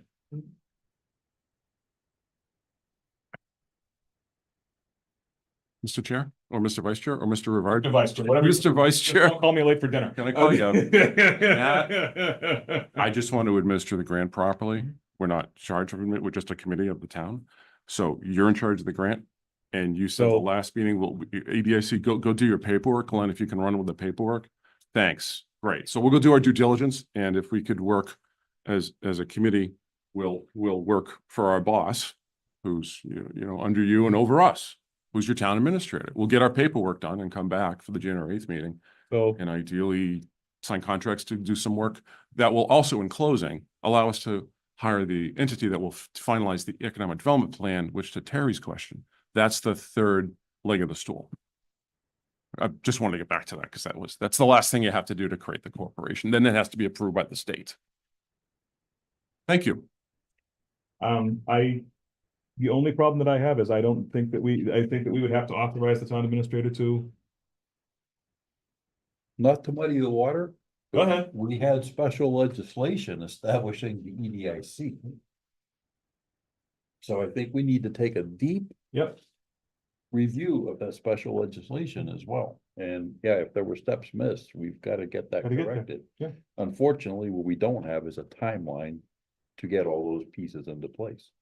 So can I offer a piece of historical information when Yeah, former town absolutely. administrator Carter Terenzini and I worked on this a great deal.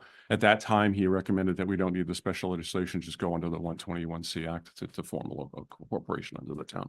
So that was the answer then. If you need to do more research, I'm not going to say don't do it. I mean, my goodness sakes, we all want to do it right, Tim. Absolutely, sir. So I just want to make sure we don't miss out on the grant and the money and get these things done. Well, fortunately, the money portion of it, I think that we've established that there's time. That the contract is what. And I'll raise it up here, and sure the camera may not be able to see it, but the contract that was previously signed on 8/9/23 states that contract performance shall terminate as of June 30th, 2026. So that clock is still ticking. That's still got a year and a half on it. Okay, and I'm assuming that if necessary, that contract could be amended or extended. I don't think there's any hope of that being extended. That's ARPA money that dies. Okay, so in that case, we'll say June 30, 26 is, okay, but again, it's not December 31, 24. Right.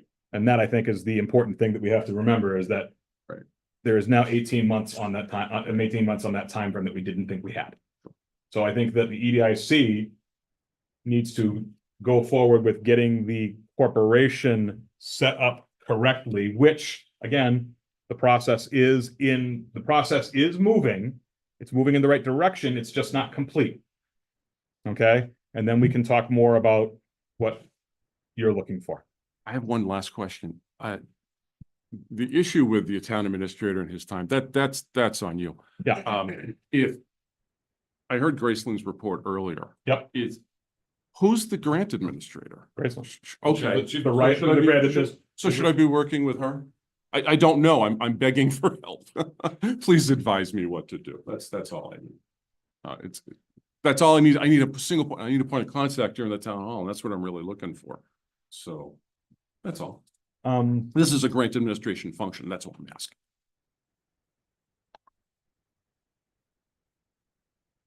I think we can, let's take that conversation offline. That's fine. That's That- fine. But Does that make sense? who do I talk to 9 to 5? So right now in the table of organization where it shows the voters Mhm. and it's like the various selected things, you see town administrator and the grant writer / admin, whatever, Yeah, falls under the town town administrator. administrator's office. So So it would be, so in order to use the town administrator, it would be a decision of the town administrator. At that point, Okay. but let's take that conversation, let's take the conversation offline and make sure that we get everything Who done correctly. calls me? Who do I talk to? I don't know who to talk to. So can we,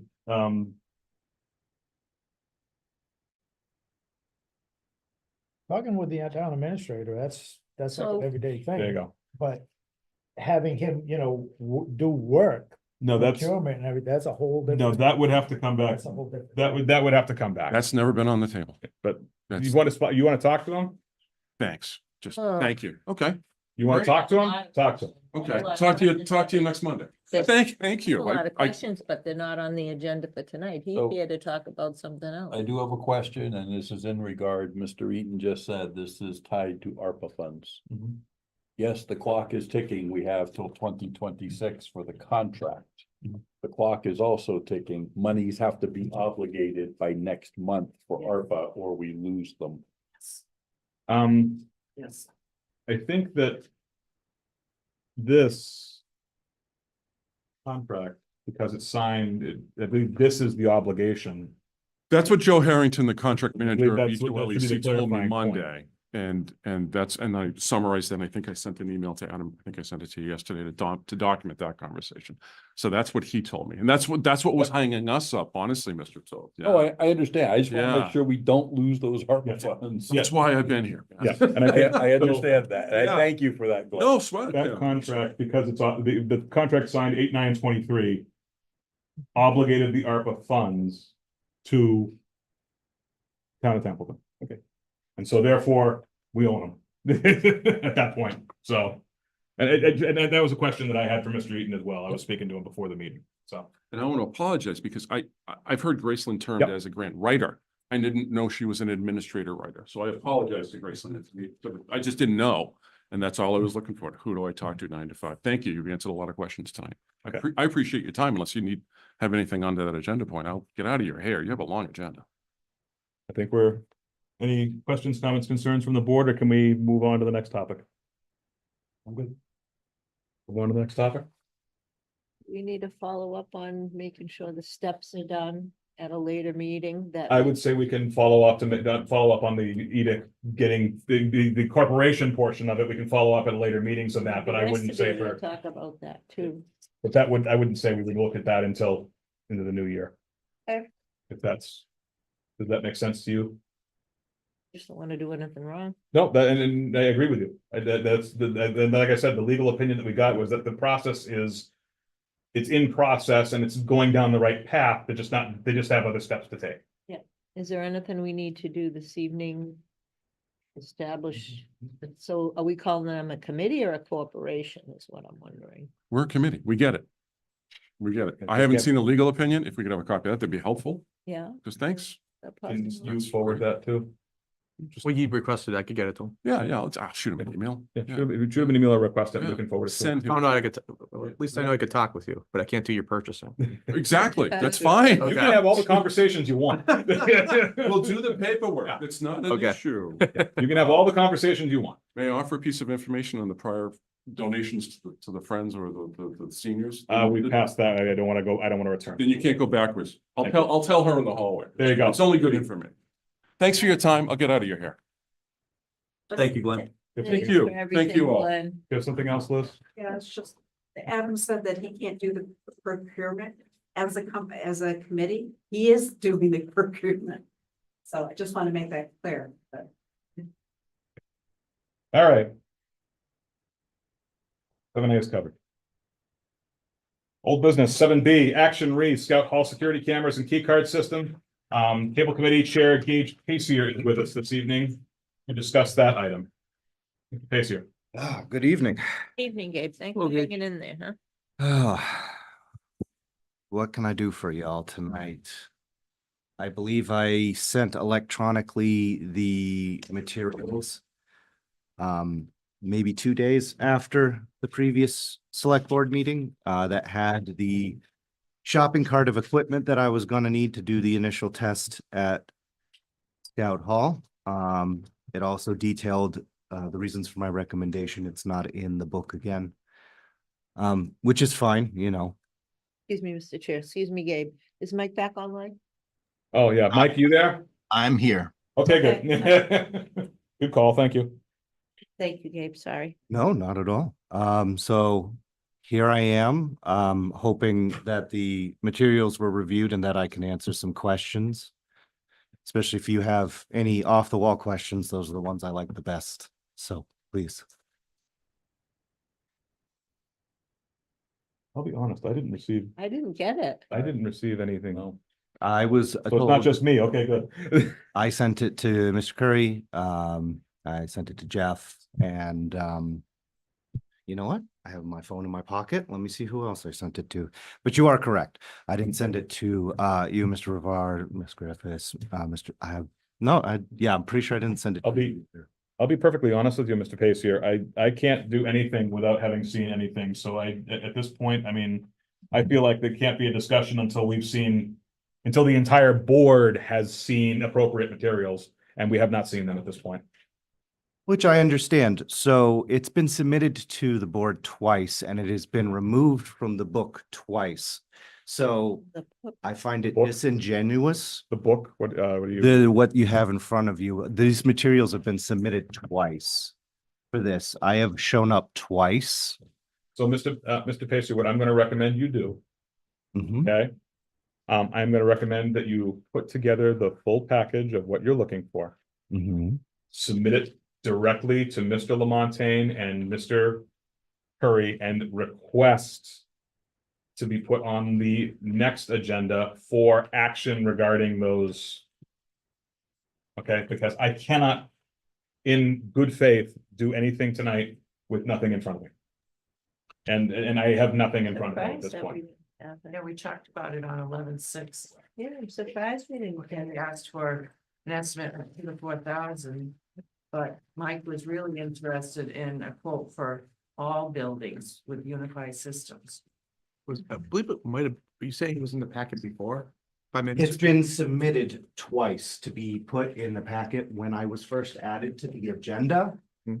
What was included was this information here that I have in my hand. In the packet. I don't have any control over the packet. So let me walk back what I said. The materials were submitted in the same email breath and otherwise the communication to put me on the agenda. Somehow my name and the topic gets put on the agenda, but none of the materials that get submitted with it. Now, I am then asked during the previous meeting to submit it electronically and told I can't hand it to you. Have it physically again, I won't hand it to you. Okay. But I am following instructions. And this can continues to be kicked down the road. I'd be less upset about it if it didn't involve security and safety for a building that children are supposed to congregate in. So if this was just a fun little project I wanted to do, no issue. But this is a safety concern, among other safety concerns. And so when procedural problems like this happen, what are we going to do next time to prevent that? Is now I include Adam in everything? Does that guarantee that my materials get added? Wow. Excuse me, Mr. Chair, can I just Go ahead, comment? Holly. I just want to make it clear, I think everyone knows that if they want information to be submitted to be on a meeting, that it needs to go to the town administrator or myself. It doesn't go to the board members. The chair does the agenda, but we provide the packet documents, and I have never received this document, and I don't believe Adam has either. So I'm not sure what you're talking about, Gage, who you submitted it to, but it wasn't the proper place that it needed to go. It wasn't me who submitted it. So I can't say for 100% sure, but what I will say is that the instruction I was given was to email it to Mr. Curry and Jeff. So Those instructions were followed. So all I'm asking is if I submit that to Adam and Adam responds back, you will have the materials in front of you and we can have this discussion? yes. Excellent. So, and I apologize. I'm not trying to obfuscate. I am not trying to string you along here. I'm just trying to make sure that the process is followed correctly. Okay? And I apologize that it's not in front of us tonight and that we can't do anything about it. But if we follow the process, let's get the information that needs to be presented to us to Mr. Lamontagne. You can get it on the next business meeting moving forward. Excellent. And again, I apologize. I'm not trying to obfuscate here. I don't feel like you're trying to obfuscate. Okay? Mr. Chair. Mr. Curry. Hi, so what we can talk about is how we're gonna, deciding to put the system in there. Who's going to do it? Because Gage is coming to us as a contractor, or are you coming to us as the chair of the cable committee? Neither. I'm coming as a concerned citizen and a volunteer with the expertise and the desire to get it done. Okay. So I think we can talk about the requirement. I think you got a favorable opinion the last time that we talked about it. I'd like to talk about what is the source of funding. If it's low dollar items and you as a concerned citizen say, this is the kind of system that I think should go in there to protect children, great, we can have that conversation. The technical aspects of it are not as important because you're not coming in as the procurement person. You're coming in as, this is the type of system that I think that should go into that building. I'm more concerned, how am I going to fund it? And then what are the requirements so that we can send it to the procurement officer? And he says, okay, great. How am I going to pay for this? Am I in what chapter am I following based on thresholds or otherwise? So that's my first question. How are we going to pay for this? Thank you, Mike. That was my question too. Is that a question for me, Mr. Curry? No, you're coming as a concerned citizen and you wanted to be able to say, here are the technical aspects that I feel should be a part of this. So like I said, the board said, this sounds like a good idea. We should proceed. But we have to identify a source of funds before we go out and purchase something. My question, excuse me, Mr. Chair, my question was if it goes before capital. Well, we need to know we need to know what they're proposing, what the values are in order to be able to determine whether or not it goes in front of capital or not. We know the capital threshold of $10,000, but we need to see everything that they need in order to be able to determine whether or not it has to hit the Yeah. capital. Matt, the discussion that we had the last time we met was far under the capital threshold. So I'd like to figure out whose budget's going to pay for it, and then we can proceed. Building and grounds. They take care of buildings. Do they have it within their budget? Wasn't submitted in the budget. Wasn't submitted in their budget. I don't know if Right, you- but in terms, I mean, that's a budget. I think Steve's got. There's still an aspect of, it's a budget. So if buildings and grounds didn't purchase something else and they actually had an available $2,000 or $3,000 they could fit in there, then I'd like to have that discussion. So, Mr. Castle, you have your hand raised. Yes, thank you, Mr. Chair. To answer these questions, there is money in this year's cable budget for FY 25 for security cameras. Do you know off the top of your head, Mr. Castle, the number? Check it, but we're at about $2,000. Excuse me, sir? Okay, you heard you. Excuse me, Matt? No, my question was, you answered it. My question was, how much do you have in the line? And you said $2,000. So I think it's 5,000 we have in the budget item line, and the cameras that Mr. Pacier has spec'd out are about $2,000. Yes. If that helps everybody.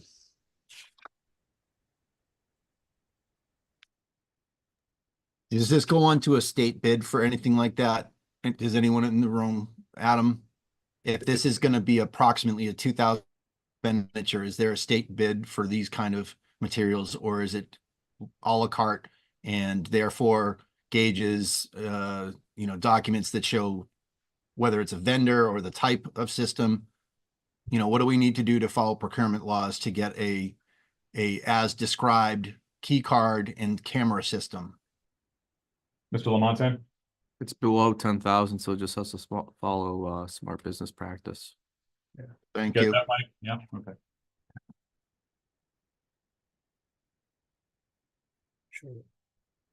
So I think the question in front of the board is ultimately, would the board be interested in putting cameras in Scout Hall? Because if Steve has the money, I think at this point, it's just really the board approving it. I say yes, we have them in town hall, and I like the key card system. Tim will be able to hang his hat on that one and say, I told you so.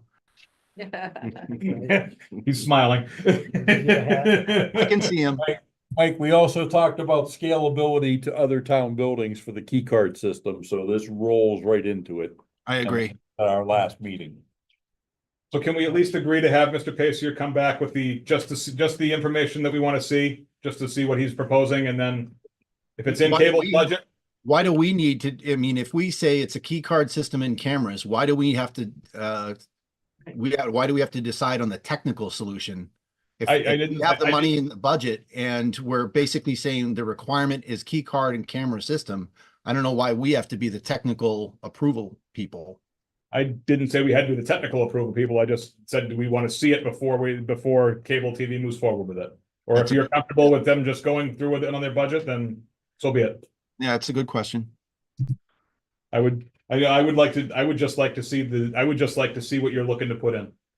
And if we can put that on for the next meeting and look at it, and then if you guys want to move forward, if everyone's in agreement, then yeah, it's not something we need. I don't want it's not something we would need an waste action your item time. for. You want to zoom in again with the documents. They went out to Jeff, me. Mike, you still there? He needs some digital equity. Oh, that's what he did. That was good. He did. So I'm gonna assume Mike is having technical difficulties. And I would just say, another old business agenda item for, it's not 2 weeks because there's an extra Wednesday in there, so it's the 11th, isn't it? Mr. Vice, Yes. just a comment. Yeah. I don't feel we need to be micromanaging TCTV's budget. If it's the money's available, they've already got it designated for security. It's well below the threshold. I don't believe this board has to take the action on it. It's already in place. Does anybody, in that case, do you just, Make a motion. I don't even think we have to do that. Well, excuse me if I may. Yeah. By the procedure for Scout Hall, that's still it would be. Oh, that's right. Procedure. for So Scout Hall, that's the right. board We would do have still to- need to make some type of Yeah, motion. we do have to, that's right, because the procedure is in place. So in that case, that answers the question. Bring it back in 2 weeks. Get Mr. Lamontagne the information. And per the procedures for Scout Hall, we will take action on that in 2 weeks. For my own clarity, the reason that the select board is required to approve equipment for Scout Hall is because of the unique procedures set forth by the select board for that building alone. Is that correct? The Scout Hall use procedure that we have put into place. Okay. We do have to follow that. How's it going with the rest of the procedures for the rest of the buildings? They're working on these things with time. You have to understand, these things take time. Oh, yes, absolutely understood. So, Mr. Chair, can you clarify why we have to wait? Scout Hall use procedure. Yeah, but it's use, not. The procedure, I believe states in it that the board has to approve. Anything. Corrections. Yeah, alterations to Scout Hall. We can't do that tonight? I don't feel comfortable tonight, number one, because it's not on the agenda, and number two, because I don't see this, I don't have the information in front of me. Number one being the primary reason. If I may, Mr. Chair, it is on the agenda. Scout Hall security cameras and key card system. That should be sufficient. It doesn't have to say installation of. Right. That is sufficient for you to be able to, I believe, sufficient for you to be able to approve it tonight. Now, whether you're comfortable with that or not, that's a different story. But it's on the agenda enough to be able to do it. You have the funding. Thank you. Mike, I think you were trying to say something. Yeah, I think buildings and grounds, because it'll be part of an installation. I would want buildings and grounds to be able to see what it is that I agree with Liz. We put it on here. We know we would want to authorize it. We have it as a budget item. That was my big question. It's just really the technical aspect of this. The approval is with us, and then the technical aspect can be worked out between the departments. So, next agenda. Bring the information that we're looking to make installed in there, and we will make the decision. I just want the record to show you don't actually want me to bring it. You want me to email it to Mr. Email it to Mr. Lamontagne. Yes. Thank you, It'll be in sir. the packet. And Mike, excuse me, I think before he cut out, he was suggesting if you wanted to attend online. Is that right, Mike? So you could zoom in, you wouldn't have. Yeah, I mean, I don't want to waste his time. I get he's pretty hot this evening. I would be too if he's been on it for twice. But if you don't want to go through this again, you zoom in. We'll have the materials. We'll put them up on the screen. Everyone will take a look. I'm not hot, but thank you for the compliment. That was good too. So I am Meant also, you were a little upset. no, if I was upset, I think TCTV would have to stop streaming. So Excellent. thank you so much for your time, and see you next And time. my apologies for the delay, Mr. Pacer. Oh, of course. Take care, all. Thank you. Thank you, Gage. Item 7C, action ARPA status update. This was requested by me. This has been a standing item over the past few months to make sure that we get our ARPA funds allocated in time for the ever looming December 31st, 2044 deadline. Mr. Lamontagne, you said the town accountant prepared this. Please, if there are any highlights that you wish to if you wish to discuss, then please do. So if I may? Yes. Chair, so senior services meals, right now, Ms. Prime's finishing up getting, quotes on that with the staff over at the senior services. Pretty confident that those will be committed before December 31st. Police support and equipment, I believe, Chief Bennett already presented, to the capital committee. So now, he's in the process of getting those committed by December, the end of December. See, though, all the ones that are yes or ordered are already committed. Senior Center Kitchen in progress, bidding done. This is on the board's, looks like putting on Article 2 on the special town meeting warrant. So should that be approved, and that we could get a contract in place before the end of December, so those funds will be committed. The other is ARPA administration. The board moved that. That's down to $500. We expended $441.50, so you have a little bit left there. And TCTV funding, you could see Steve's pretty much gonna, it looks like, commit all those funds by the end of December. So we are on good track to obligate the funds, and we have about 6,900 and undesignated. So that's your report, and then what the accountant went through and checked all the Numbers. Yeah. I'd like to bring this back one more time at the next meeting, because obviously that'll be our last report prior to the deadline. Sounds like a plan. Any questions on the ARPA funding? I would like to add to that request for the next meeting that we also get an update on all the mandated final rule reporting and where are we at with those? Because now that we're coming into the 11th hour, this would be one hell of a time to lose the 2.4 million. That can be all under one. Can that be under one agenda item? Those had various stop dates and mileposts, and that's the question I have been asking all along, and I've yet to get a solid answer on that. I would like to have that. You have that, Mr. I'll Lopez? check with you. So we'll have an update on the funding and then an update on the final rule guidelines. Yep. On the next agenda.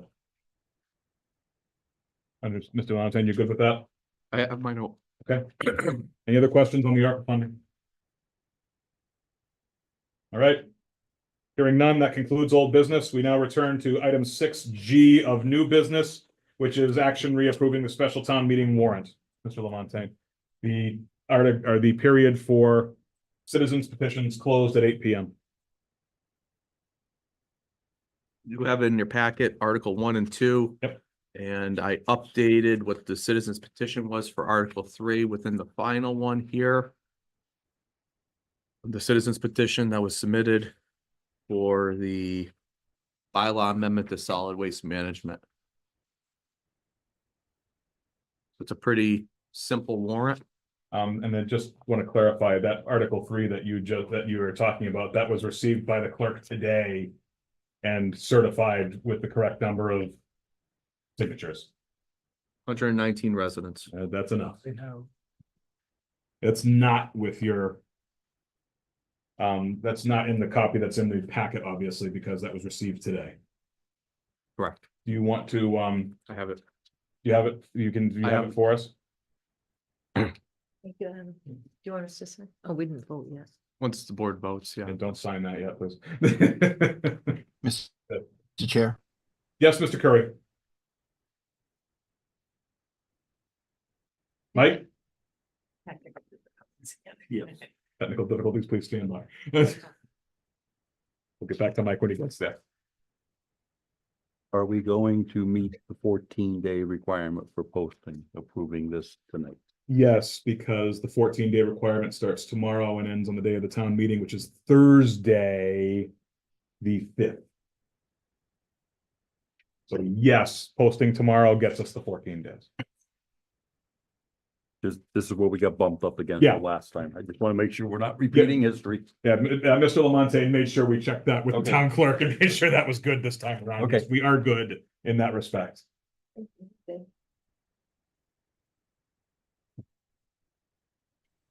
Oh, what's the same? Mr. Chair. Mr. Curry. Hey, Article 3, I don't have that in front of me. I have a feeling that the language for, I am very familiar with the solid waste bylaw. I believe the Board of Health talked about a possible edit to the solid waste bylaw. And I'm wondering if that's where this is meeting, like from what they had suggested in their meeting. I believe it was, the language was almost verbatim from House Bill 3701. Basically, the last part, I believe the Article 3 is going to show the entire bylaw section 220, whatever it is. And then it's going to have the language at the end of it that is going to say, prohibited of these actions, and these actions. Is that fair to characterize it that way? Is that what the language? It is very fair to characterize it that way, yes. Okay, so I'm familiar with this. I know that it closely resembles House Bill 3701. So they're working at the state level to be able to do exactly what this bylaw, citizen petition change to the bylaw is attempting to do. If that's the case, then I would move to approve the special town meeting warrant as presented. I have a motion and I have a second to approve the special town meeting warrant as presented. I would like to note that be with the 3 articles. Yes. Agreeable? Yeah, I said as presented. Okay. Is there any discussion on the motion to, hang on, to approve the special town meeting warrant as presented? I hope everyone gets what they want.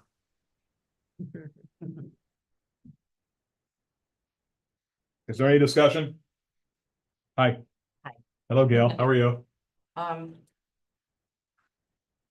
think the second warrant asks for an amount of $175.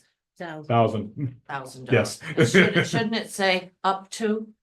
Give me 1 second when I get it back to, actually, that part's in here. Hang on, wait. To see if the town will vote to appropriate the sum of up to $175,000. It says right now, it says the sum of $175,000. But if the town meeting, there could be a motion that's just the article, so the town could. Make the motion, make the amendment on the Town floor. could change it, yeah. Make the amendment on the All right, floor. that's fine. Make the amendment on the floor. Okay. Because remember too, if we get a donation. You don't have to, Change. like, If we change. exactly. So, Make a motion. yeah, we can amend, we can move it as written on the town floor, and then we can amend the motion on the town floor as circumstances may present themselves. Let's leave it at that. That's just a warrant article, it's not Yeah, the motion, so we exactly. do the motion, we can. We can change it then. Yeah. As long as we do the motion and then we can make the amendment. And will anyone from the town or the select board address the facts in the other articles, like the first article? but may. Yeah. In the budget, we only had funds for the voter's guide for the fall town meeting warrant and the annual town meeting warrant, so there will not be a voter's guide. Okay, so there'll be no voter's guide for And the, I'm probably gonna have to go to advisory for the funds to cover the expenses associated with the special town meeting.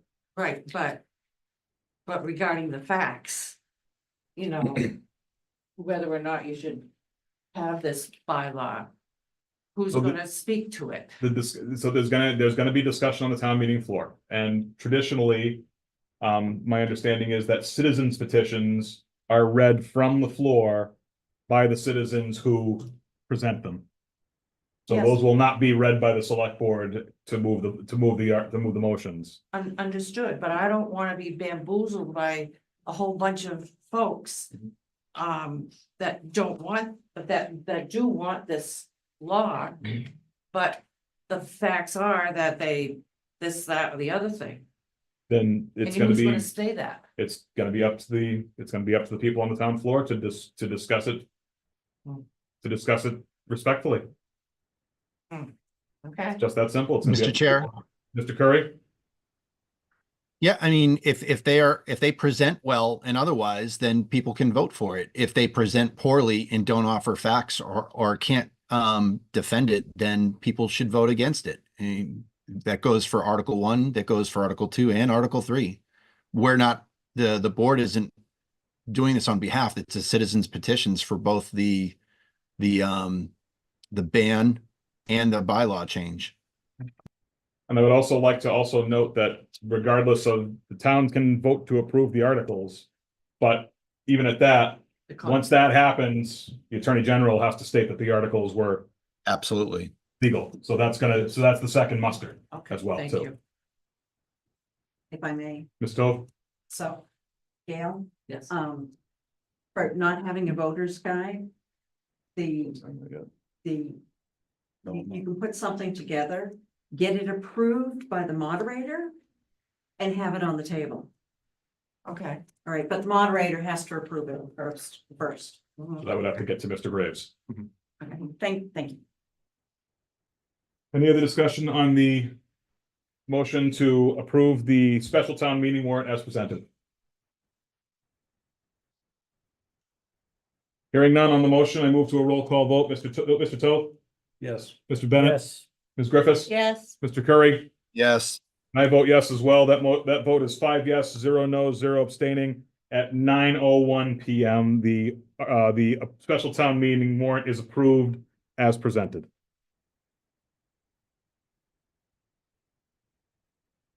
All right. That concludes all the business we had on our agenda this evening. I will now move to board member comments. And I will start to the far left of me at the table and with Mr. Toth. Couple quick ones. 2 weekends ago, we had an invitation to attend an Eagle Scout Court of Honor. This was for a young lad who worked on some picnic tables. Mr. Zosik and I were there, and it was packed house over at the Otter River Sportsman's Club. I was a little disappointed other members of the board were not present, but that is okay because I did speak on behalf of everybody. An invitation. It sat in front of our mailboxes and the things to sign for over 2 weeks. So I don't know where the disconnect was, but it fell behind us. And one of the requirements through the Boy Scouts of America, when a project is approved, it's incumbent on the community receiving it to properly acknowledge it, properly present it, be prepared to preserve it in perpetuity and support the project. So Bob and I represented the town at that meeting, and the room was packed. Scouts from all around the region, scouters from all around the region, and the young lad was part of Troop 193 Winchendon and had crossed over to Troop 27 in East Templeton. So both organizations were there. The Cub Scout organizations that correlate with them were there, and it was very nicely done. The family did a very nice job. And the young man was very well prepared and worked it through. So I just wanted to highlight that, and we did not forget about them. Tell his name. It's escaping me at the moment. I'll send it to you, Gail. Just one other comment I have real quick, and I'm just looking at our goal worksheet from our retreat, and just a couple things. My personal belief, we should be moving some of these forward. And I think for the next year, I'm going to bring this up again. When we establish a goal, we should use the term SMART goals. The Boy Scouts originally coined it, but it's been accepted corporate wide. Goals need to be sustainable, measurable, attainable, relevant, and timely. I'm going to focus on the timely. And as I said, some of the things I think we should already be crossing off. So just like tonight, not having something get kicked further down the road, we need to be kind of paying attention to it. And it rolls right into our action items tracker. So I think the two very closely tied together. And that's all I have. Thank you, Mr. Toth. Mr. Bennett? Yes, last meeting, and it's in the minutes that we approved this evening, the board voted to amend the selectmen's operating procedures regarding a checklist and shall be used. I looked at the website and it has yet to be changed. That's 2 weeks. It's on another topic. There was an open meeting law complaint and there was an answer from the attorney, and I found out something I wasn't aware of. Frankly, I'd never checked. The official posting location of town business for the town of Templeton is listed on the Attorney General's webpage. There, you can go to mass.gov and you can find this, and one place you will see links to all the different towns, all 351 cities. But you click on that page, it'll go right to templetonmass.gov. But in the town's attorney's answer to an open meeting law complaint said, she noted, Mass.gov info details official notice posting locations for public bodies under the link, view the spreadsheet of notice posting locations for local public bodies.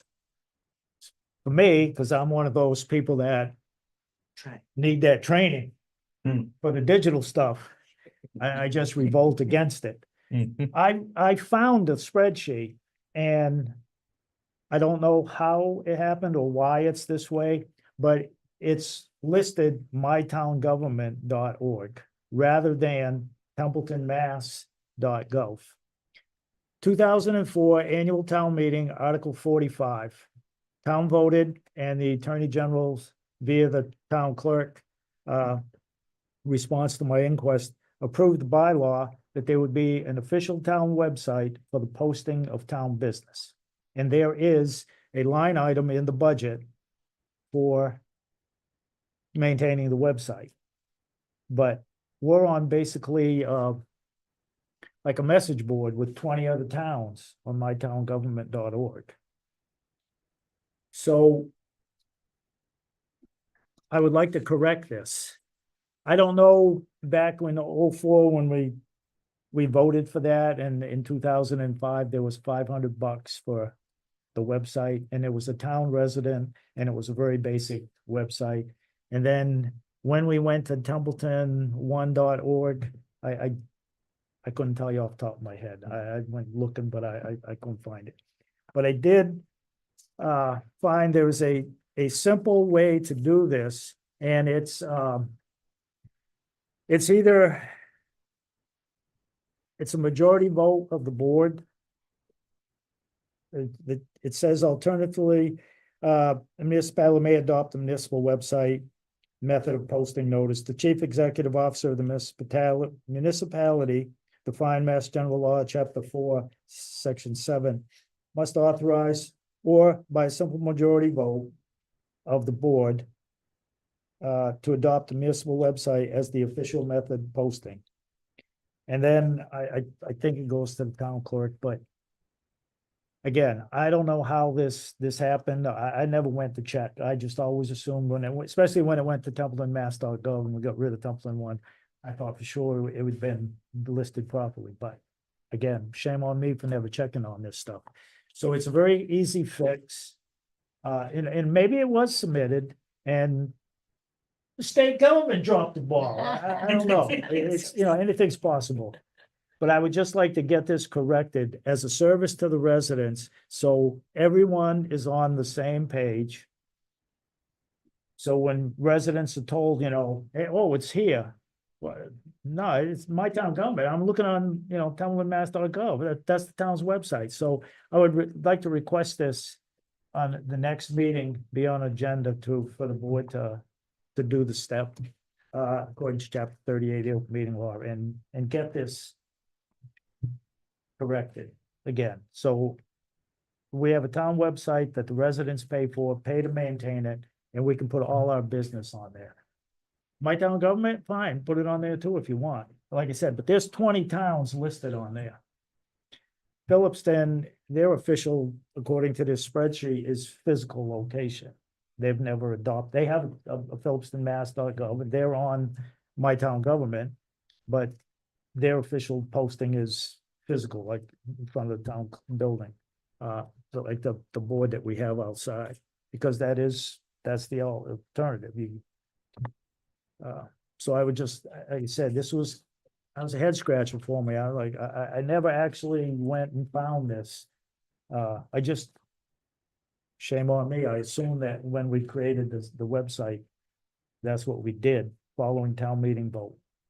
Because My Town Government is not a town website, and town meeting voted for a website. It's as a service to them, we put all our business on one place and have that official. Unfortunately, I learned this through the response of an attorney from an open meeting law complaint. Another thing is, and I'd like, I'd request to have this on the next meeting as well, looking at the select board's policies and operating procedures because one of the things was, the issue was a board member didn't get a hard copy in the office.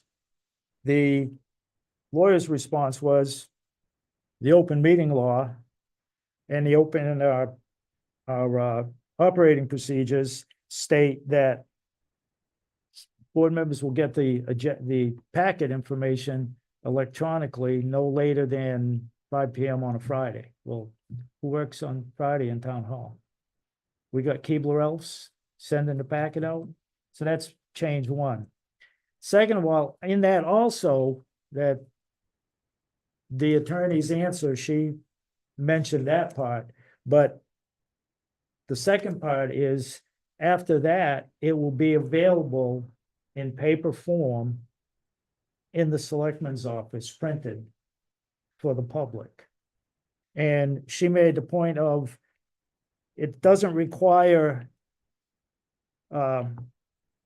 paper thing, it only requires the same, that selectmen receive it the same way as the residents. Well, our operating procedures say it will be printed in the office for residents. So I don't know if we're doing that or not, but again, I would like to have the operating procedures so we can get those things straight. Because if you want to be on the agenda, it says it needs to be, your material has to be in 7 days before the meeting. Well, the October 23rd meeting, we didn't get a packet information 7 days before the meeting. So as an agenda item, I would request, I would like to, the operating procedures, and discuss amending them and changing them, because nobody works on Friday. Town hall is closed. So if it's going to be an electronic deadline, it should be at least Thursday. But if the information's got to be here 7 days prior, then maybe that's when, that deadline should be. It's just, again, I like to get everybody on the same page so everything is smooth and easy to understand. And lastly, Monday, I had a great privilege, and Templeton was there as well. I think there was 10 veterans, 9 or 10 or 11 veterans. We got to meet impressive group of 5th graders at Narragansett School. And while the high school does the Memorial Day project, and you're seated and you go there for your photo ops and stuff, the little 5th graders aren't included in that. So their teacher introduces them to the Veterans Day and what it's about.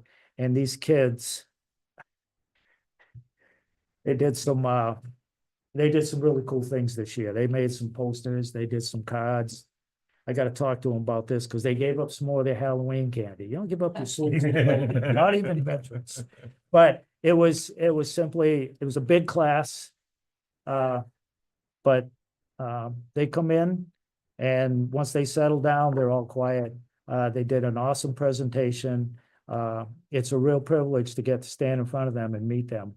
And it's a really cool thing. So if you're a parent of a 5th grader, your kids really did a really good job, and the residents should know of all the junk and all the crap you hear about teaching in school, this, that, and everything. There's at least one good thing going in there, and it's thanks to the fifth grade teacher, the social studies history, Miss Lisa Damon, and those kids that do. It's just awesome job. I'm at a loss of words to describe it, but it's a real privilege to go in front of those kids and see what they do, because they do it. They do the work and they put some thought into it. It's a really good thing. Thank you. Thank you, Mr. Bennett. Ms. Griffiths.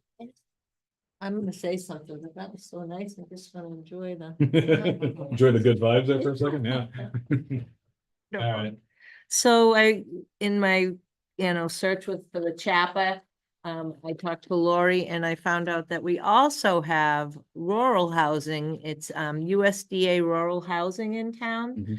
And she has a question. She's having them out on December 2nd. Her question to them is, why are we being held to a standard for a percent of affordable housing when the USDA rural housing is abandoned houses in Templeton? And they're gonna be touring 28 Albert, 94 Hubbardston, 51 Turner, 23 Shore, 48 School. And I got the impression that we maintain those properties, or we try to keep up with them. So it's just a factoid for the board to, going forward in case Lori comes in. And then I just want to say, I hope everybody has a safe holiday and a happy, heartwarming holiday with their families, or however they choose to spend it. If they're working, what have you. Thank you, Ms. Griffiths. Thank you. Mr. Curry is gone. Yeah, he was tired. Mr. Curry is gone. I have no comments this evening. That ends board member comments. At this time, I would entertain a motion to enter into executive session. Possible action per MGL Chapter 30A, Section 21A3, Strategy Collective Bargaining with the Police Local 155. So moved. I have a motion and I have a second to enter into executive session. Is there any discussion? Hearing none on the motion to enter into executive session, I go to a roll call vote. How do you vote, Mr. Toth? Yes. Mr. Bennett? Yes. Ms. Griffiths? Yes, Mike's back on. Mr. Curry? Yes. And I vote yes as well. That vote is 5 yes, 0 no, 0 abstaining at 9:17 PM to enter into executive session. We will enter into a 10-minute recess so that the 5-minute recess so that TCTV can clear out. And we will not return for any other reasons other than to adjourn. Okay, you don't have to go home, but you do gotta go somewhere.